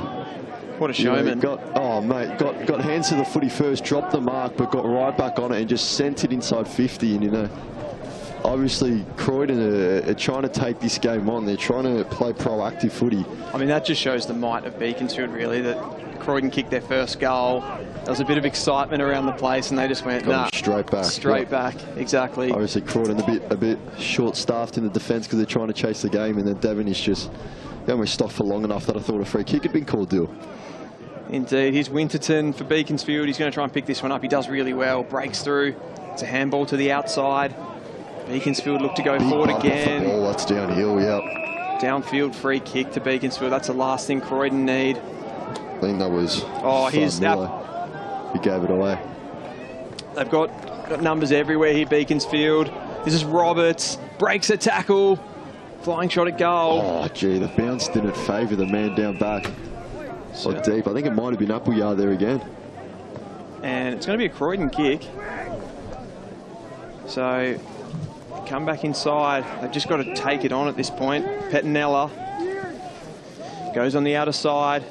He's got a lead on there from Jobling. It's just someone coming off holding his shoulder there, Dill. I'm not quite sure who that is yet. It's 12. Yeah, that's Familo. He's been pretty good today. I think I may stand to be corrected here, but I think he was the one that gave away the downfield free kick with the bump. So it may have been the contact there. It may have just been a bit of an awkward landing, or it may not have been him at all. That's the last thing you want to happen in the final quarter of a grand final that you're trailing by 25 points. Doesn't look comfortable there. But Croydon will still look to go without him. So the ball's locked in there, forward 50 now. Get boot to ball, smothered again. Smothered again. I mean, this Beaconsfield defence is just suffocating. So it'll work its way up the wing. And that's out of bounds. He touched on in the third quarter, Dill, but the amount of last-ditch efforts and just putting everything on the line from Beaconsfield defence has been really just great to watch. They feel actually angry that they've let that goal in. Yeah, it almost definitely. thinks they've gone up another level. So the ball's getting worked down to the wing here. I think that might be out of bounds in the full. It will be. So Croydon will look to get it straight back in there. Big fist there from Brock Walker. Sees it straight out of bounds. So just over 5 gone in this final quarter of footy. Beaconsfield up 25. Croydon need to get something going, and they need to do it quick if they want to stop this game from getting away from them. Gee, it's a very clean kick in the middle. The mystery number 17, Dill. Still haven't got him, have we? Should have really chased that down at half time, but the kick's gone up. The wing, big fly. Nowhere near the footy, unfortunately, though. And he's taken out his own player in the process. Gee, it doesn't look good. I'm not quite sure who went up for the footy, but he's come down hard, and the guy he was I think that's Winterton. That's could it be? Our man in the ruck. It is. Well, Winterton's off with a limp. He definitely looks in some pain. Was he the flyer? I think he was the guy that got stood on, Dill. Yeah. Looks a bit lower leg for Winterton. And I'm not quite sure who the flyer is. I think it may have been Devonish, but he was down for a long time too. But Winterton looks like he's staying out there. He'll tough it out. She's Admiral from the big man. Anyway, Croydon kicked the ball in. Big pack forming.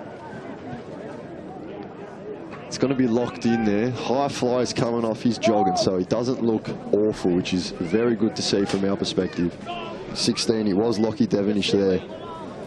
The ball is balled up in Croydon's forward 50. Pettinella looking to pick it up.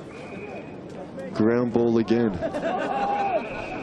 We're looking at another ball up here. Is that a free kick to Croydon? Yeah, it is. Something's off the ball here. We said at the end of the third quarter that there was a bit of push and shove. Oh, he's reversed it. Wow. Again, gee, Croydon have been undisciplined, haven't they?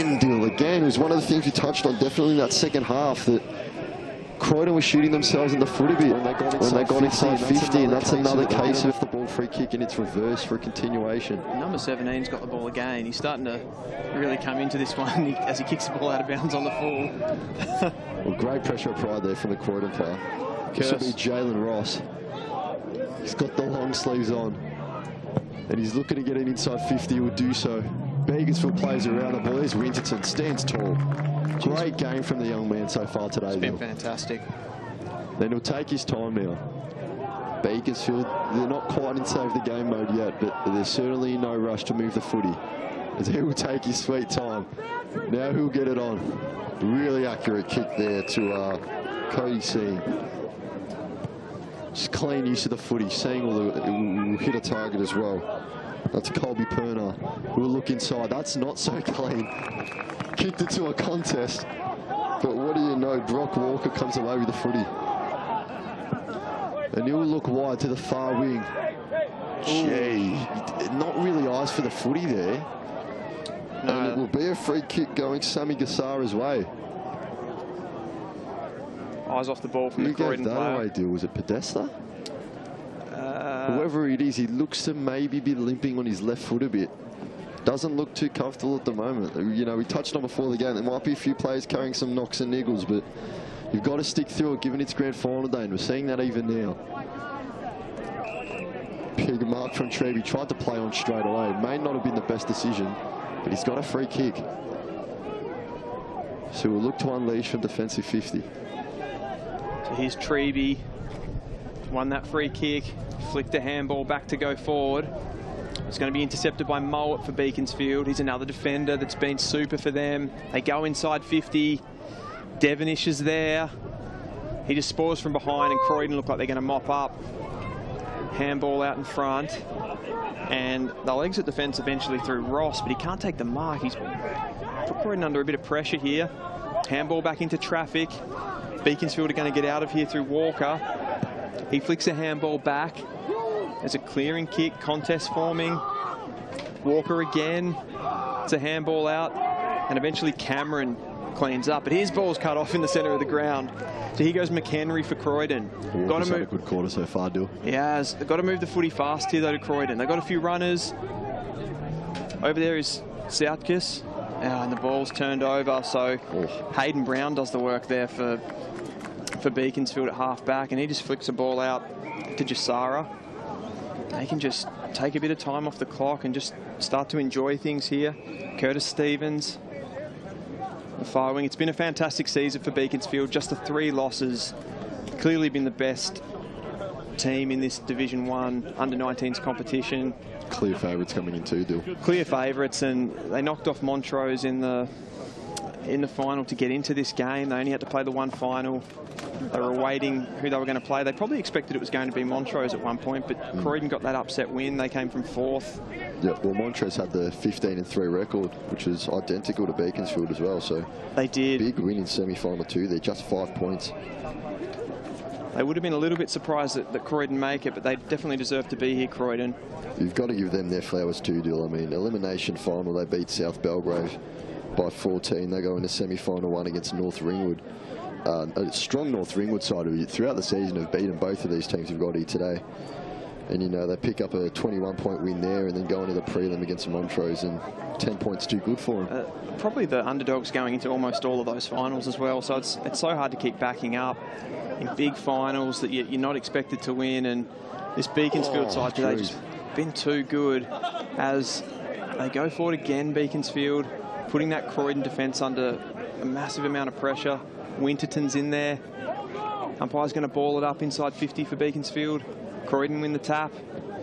Get it off hands. It's Avery. Can he get a handball out? Roach is in there. And it's holding the ball. So Beaconsfield are going to go inside 50 again. I think this one might be Brown. Not too sure there, Dill. Can't quite get a look at his number well. He certainly looks like he's going for it, though, so he backs himself. Might be Appleyard. He's going to unleash. Gee, the kick's on its way. Drop short. I think it's... Is it come off the post? Who knows? I think it's a Falcon on the line there. For Milo. So just one behind the Beaconsfield. They now lead by 27 points. 12.5 minutes gone in this last quarter. Croydon still looking to work their way into the game. They've not quite got a foothold throughout any of the quarters so far here. The ball's going to go straight back into Beaconsfield 50. There's a bit of separation. Shot on goal. Devonish is on the line, and he'll just watch that one go through. And there is another major for Beaconsfield. And dare I say, Dill, you just feel like now it might be just 2 out of reach for them. That might be the one that sees Beaconsfield seal the premiership. I mean, there's still plenty of footy to play, but from what we've seen so far, I tend to agree with you there, Chris. It's probably a sit and steer job here from now on for Beaconsfield. They get that 6th goal. They lead by 32 points, and Croydon, they fought hard, but Beaconsfield just been too good in the end. Yeah, I mean, you kind of feel for Croydon because as good as they've been, as soon as it looks like they're getting just the slightest bit of momentum, Beaconsfield just come right back at them. And there's going to be a free kick to Beaconsfield here before the ball's even bounced. And they're going to heave the ball forward. Big flyer. Good hands on the footy from Croydon. Can't bring it down, though. For Croydon, they're going to get a free kick for their efforts. They'll look to work it across defensive 50. The bounce was kind to Atkinson. He's beating his man. Kicks short. Joblin got a lot to do there. Ball's punched out. It will fall to Roland. Good pick up, Roland. He didn't quite know where the defender was, though, and he's been hunted down. And now Croydon want to get the ball moving.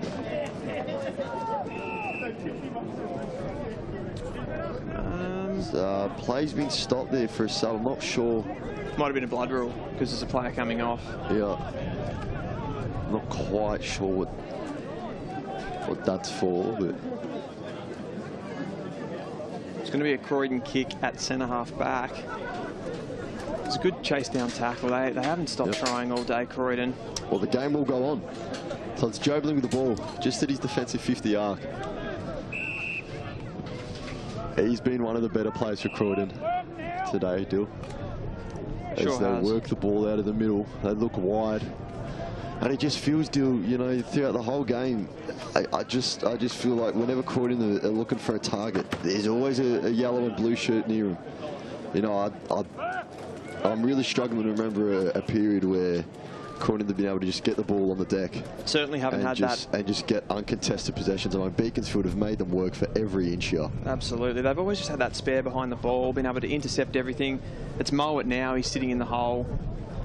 Even in offense still, you know, we saw that's how Appleyard kicked his goal, but really defensively, just having that one spare out the back to just mop up anything that goes over the top has just been, it's just resulted in really clean defense for Beaconsfield in a terrific defensive display if you think about it.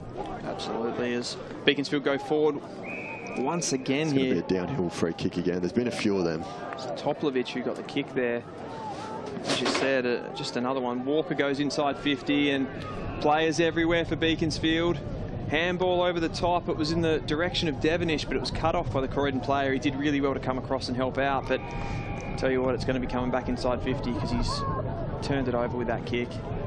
Might be Appleyard with the ball on the outer wing. Finds a short option. Picked up on the half volley really well there by Perner. And a great contested mark inside 50 for Beaconsfield again. I think he might have been clobbered in taking that mark. He's holding his head. It was definitely a strong smother attempt from the Croydon defender. And are we getting to 25? We are. Yeah, we are. Walk to the goal line. Well then. Not the way Croydon wanted to finish this game. They've topped their round 12 score, but unfortunately, and a risk of sounding sinister here, 1 goal 4-10 with 16 left in a fourth quarter is really not going to win you a grand final. The Beaconsfield player comes in, he kicks the goal, finishes his work. Still didn't quite see who that was. 13. Cody Seen. Had a good game today, Seen. He has. He gets their 7th. Well, you've got to commend Beaconsfield on how they've gone about attacking this game, because I mean, you know, I mentioned it before, Jesse Morton, 26 goals this season, he's not kicked one. Andrew Samawi, 19 goals this season, he was their 3rd highest goal kicker, he's not kicked one. It's such a dangerous forward line, isn't it? Every time the ball goes in there to... But they've found ways to do. I mean, 7 majors for the day.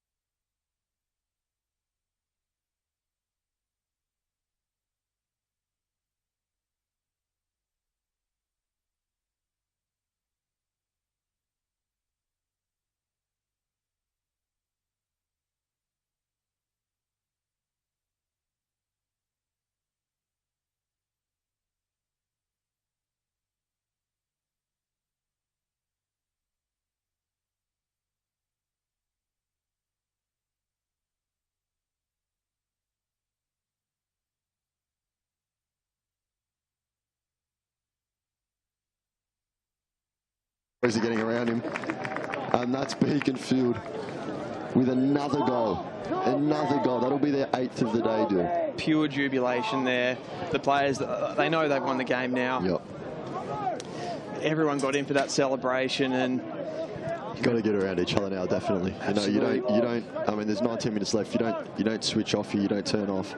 props to Beaconsfield too. They're a new team in this competition. They've only been in for 2 years. They played finals last year, got knocked out in the first final, and to win a premiership in just your 2nd year in the competition. Very commendable. Yep. Fantastic. And this is what you play for. This is where you enjoy it, you know. If you switch off here, you'll be doing a disservice to both yourself and your opponents, but you can definitely enjoy the rest of the day, everybody. The sun stayed out for us. The rain and wind have stayed away. It's a beautiful day. It is. It's a great day for footy. It'll be Winterton in the ruck again. This man's been everywhere. I mean, I don't think there's been even a 5-minute patch where we haven't said his name once. Big tackle from Roland there. He's been hunting all game around the footy. He's really brought the energy along with the rest of the Beaconsfield team. And we've just ticked over 20 minutes gone, Dill, so I guess the final siren won't be far away now. As Riley Steer takes a mark. That's going to be 25 for the push. I'll tell you what, Curtis Stevens, what's his money's worth for this? He's got another one. That'll be 50 in total. Have your kick, Riley Steer. Got to kick this now. I'll tell you what, lucky there's not long left, because you don't want to see a player giving away 2 25-metre penalties back to back. I hope the siren doesn't go on this moment. Yep. You'd like Riley Steer to have his moment here. He's gonna walk it in. Kick looks good. It's a beautiful kick. Yep, he's got it. They get a consolation. That's their 2nd goal of the day, Croydon. Yep. Not many celebrations from Croydon, unfortunately, which you can understand why, but they've had a very commendable season up until this point. So although they've had a disappointing performance today, Dill, it's not to take away at all from what they've been able to do this season. Absolutely, and the pressure all day from them has been fantastic, even in this last quarter when, you know, the game's probably been gone. Definitely. They've kept up the heat, and they've just been just a little bit outclassed today by a terrific Beaconsfield side. Yep, but like you said, they haven't given in. They've kept going for each other, kept going. And, you know, you've got to commend them for that. As the ball up, rucks go up, punch Beaconsfield's way, handball around the corner. There's Pettinella. Been brought to ground. Gee, tough leaning, but he looks all right. Jobling gets the handball off, picks it up again. He's tackled. Footy spills out. There it is. Jubilation for Beaconsfield. They win 8-6-54 to 2 goals for 16 Croydon. What a season from the Eagles. As I said, 2nd year in the competition for Beaconsfield, and they've already come up with a flag. Best team all season, and they've more than deserved this victory. The Croydon players, they look pretty dejected, but as I said, they fought hard all day. Well, Croydon finally got on the score sheet in that last quarter, Dill, but, you know, the game was gone by then. You know, whichever way you look at it, really, they were strong throughout the midfield. They were, you know, early on I mentioned that they looked strong in defence despite conceding the first goal, but they just, for whatever reason, couldn't get their offensive game going. And it was just every time you felt like it came out, Beaconsfield brought it back with interest, which you really have to, if there's one standout factor from this game, or if there's one thing you take away, it's that, you know, Beaconsfield came to play today. They were not to be denied. I mean, the amount of times you saw players diving for smothers, diving for tackles, you know, leaping for marks. I mean, if there was a loose ball on Tormore Reserve today, there was a Beaconsfield player giving their all to get it. So you've really got to give them their flowers, and a deserved win in the end. You're spot on, and I think every individual out there for Beaconsfield won their contests today, and sometimes that's just, you know, sometimes you're just too good, aren't you, with Beaconsfield there. So they tried to pull off the upset Croydon. It didn't happen today. If we go through some of the goal kickers, Hayden Brown with a single, Jamie Roberts a single, Marley Appleyard kicked a goal, as did Cody Singh, and it was 4 goals for Lachlan Devonish in the end. So a bag for him. Huge performance from him. Some of the best players. Thought Marley Appleyard stood up, especially in those first 2 quarters. He was fantastic. Definitely. Ethan Winterton played in the ruck, played forward. Bit of a utility, really. He was everywhere. Went behind the ball at times. Devonish, of course, with those 4 goals. You kick 4 goals, you've got to be up there. Yeah, I feel like Devonish's performance as well was more than just the 4 goals. We saw, especially for Appleyard's goal, it stood out as he led to the edge of forward 50. You know, he's dragging players out, and he's just really, he led that defence, and it was just a brilliant day from him. Indeed. As we've got the medal presentation coming, so we'll go off air. That's all from us today from the commentary box. It's Beaconsfield 8-6-54 win the under 19.5 grand final to Croydon 2-4-16. We'll see you next time.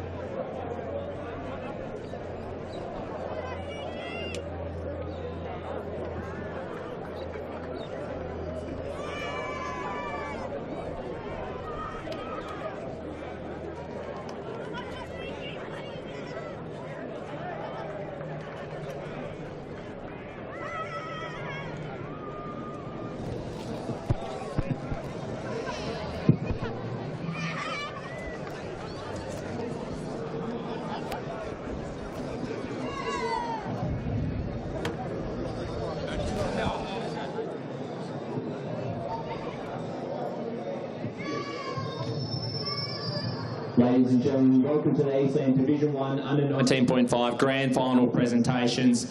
We'll start with the commiserations to the Croydon Football Club, a great season, a great finals run, and your premiers Beaconsfield 8-6-54 to 2-4-16. We'll start our presentations by welcoming up Kevin Smith to the stage from the EFNL board to present the Blue Ribbon Medal.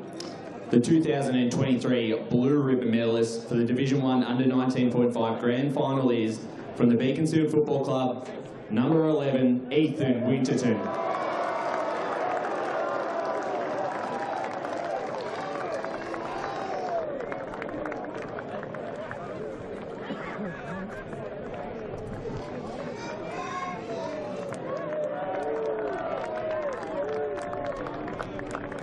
We'll keep Kevin up on stage as we present the Premiership medals to the Beaconsfield Football Club, starting with number 1, Ben Cameron.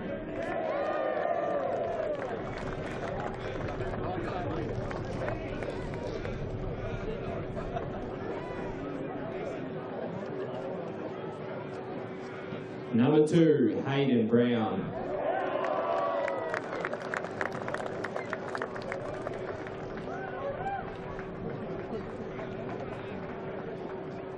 Number 3, Jamie Roberts.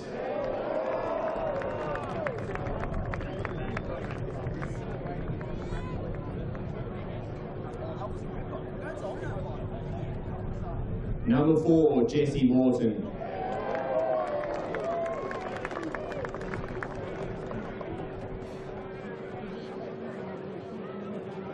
Number 5, Marley Appleyard.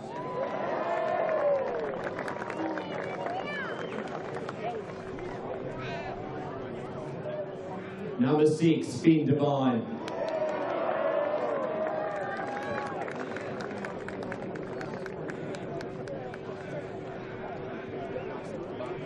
Number 7, Curtis Stevens.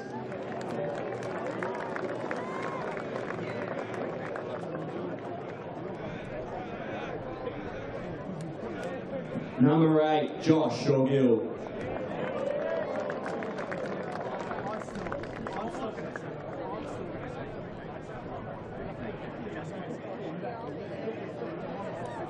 Number 9, Andrew Roth.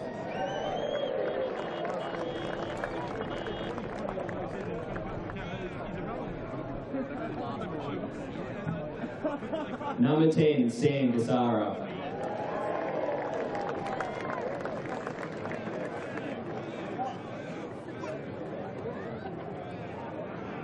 Number 11, your Blue Ribbon medalist, Ethan Winterton.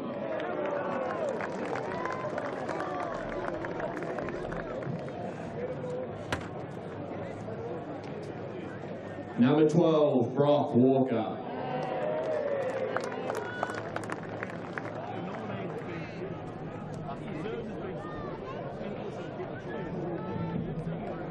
Number 13, Cody Singh.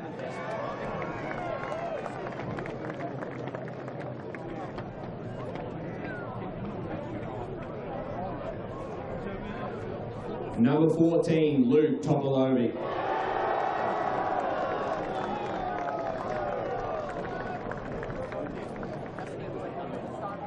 Number 15, Ben Southgate.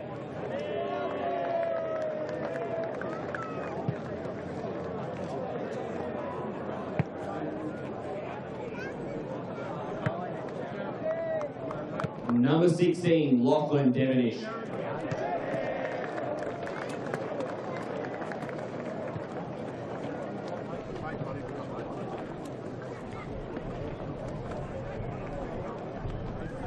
Number 17, Andrew Samoy.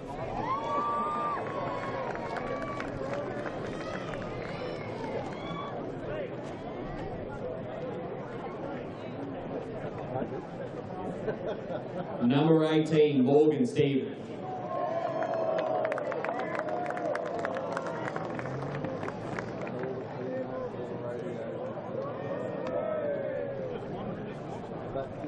Number 19, Julian Rowland.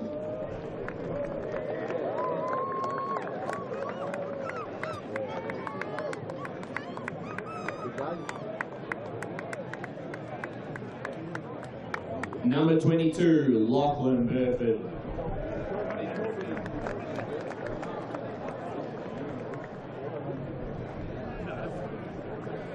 Number 24, Lachlan Begreet.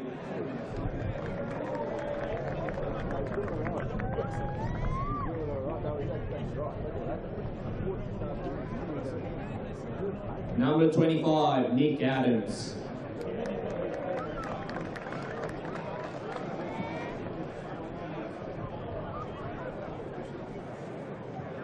Number 26, Ryan Williamson.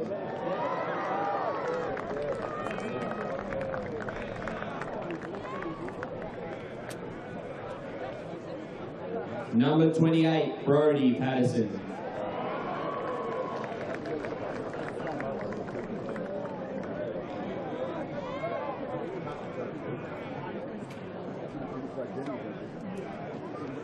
Number 29, Tyler Hocking.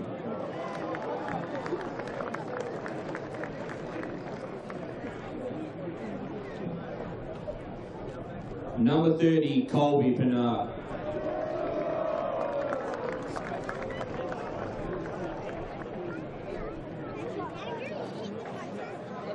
Number 32, Oscar Pavanello.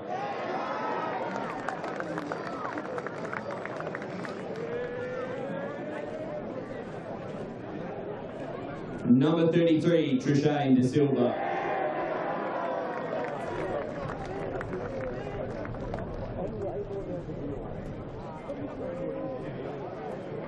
Now welcoming to the stage the Premiership captain, Connor Moet, number 20.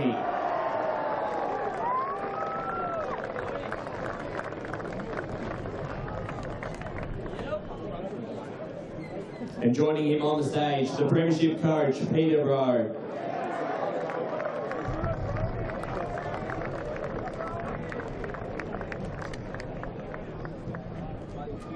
We'll let the coach say a few words.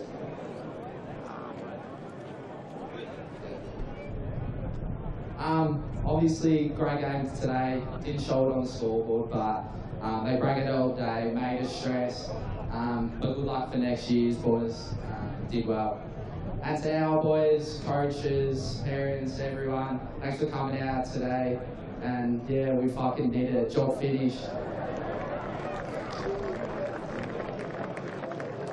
Congratulations to Glenn and Croydon coming from fourth. Really top effort to get to here, so should hold your heads proud. It was a really tough game all the way through. Really appreciate the effort. Well done, guys. Good luck for next year. Thanks to the EFL and Brody for putting on the ground. Really appreciate it. Great ground, always great facilities. Really love coming here. To our guys, our staff, Troy and our committee, really fantastic for getting us over the EFL. Our football's gone from level to level and really love what we've done there. All the guys coming down and watch us play, all the seniors, those you guys, really appreciate it. We heard you all going, fantastic effort, and all the support staff, John, Nance, John, and to you boys, well done. I've got nothing more. You guys really did fantastic effort. Get up here, guys.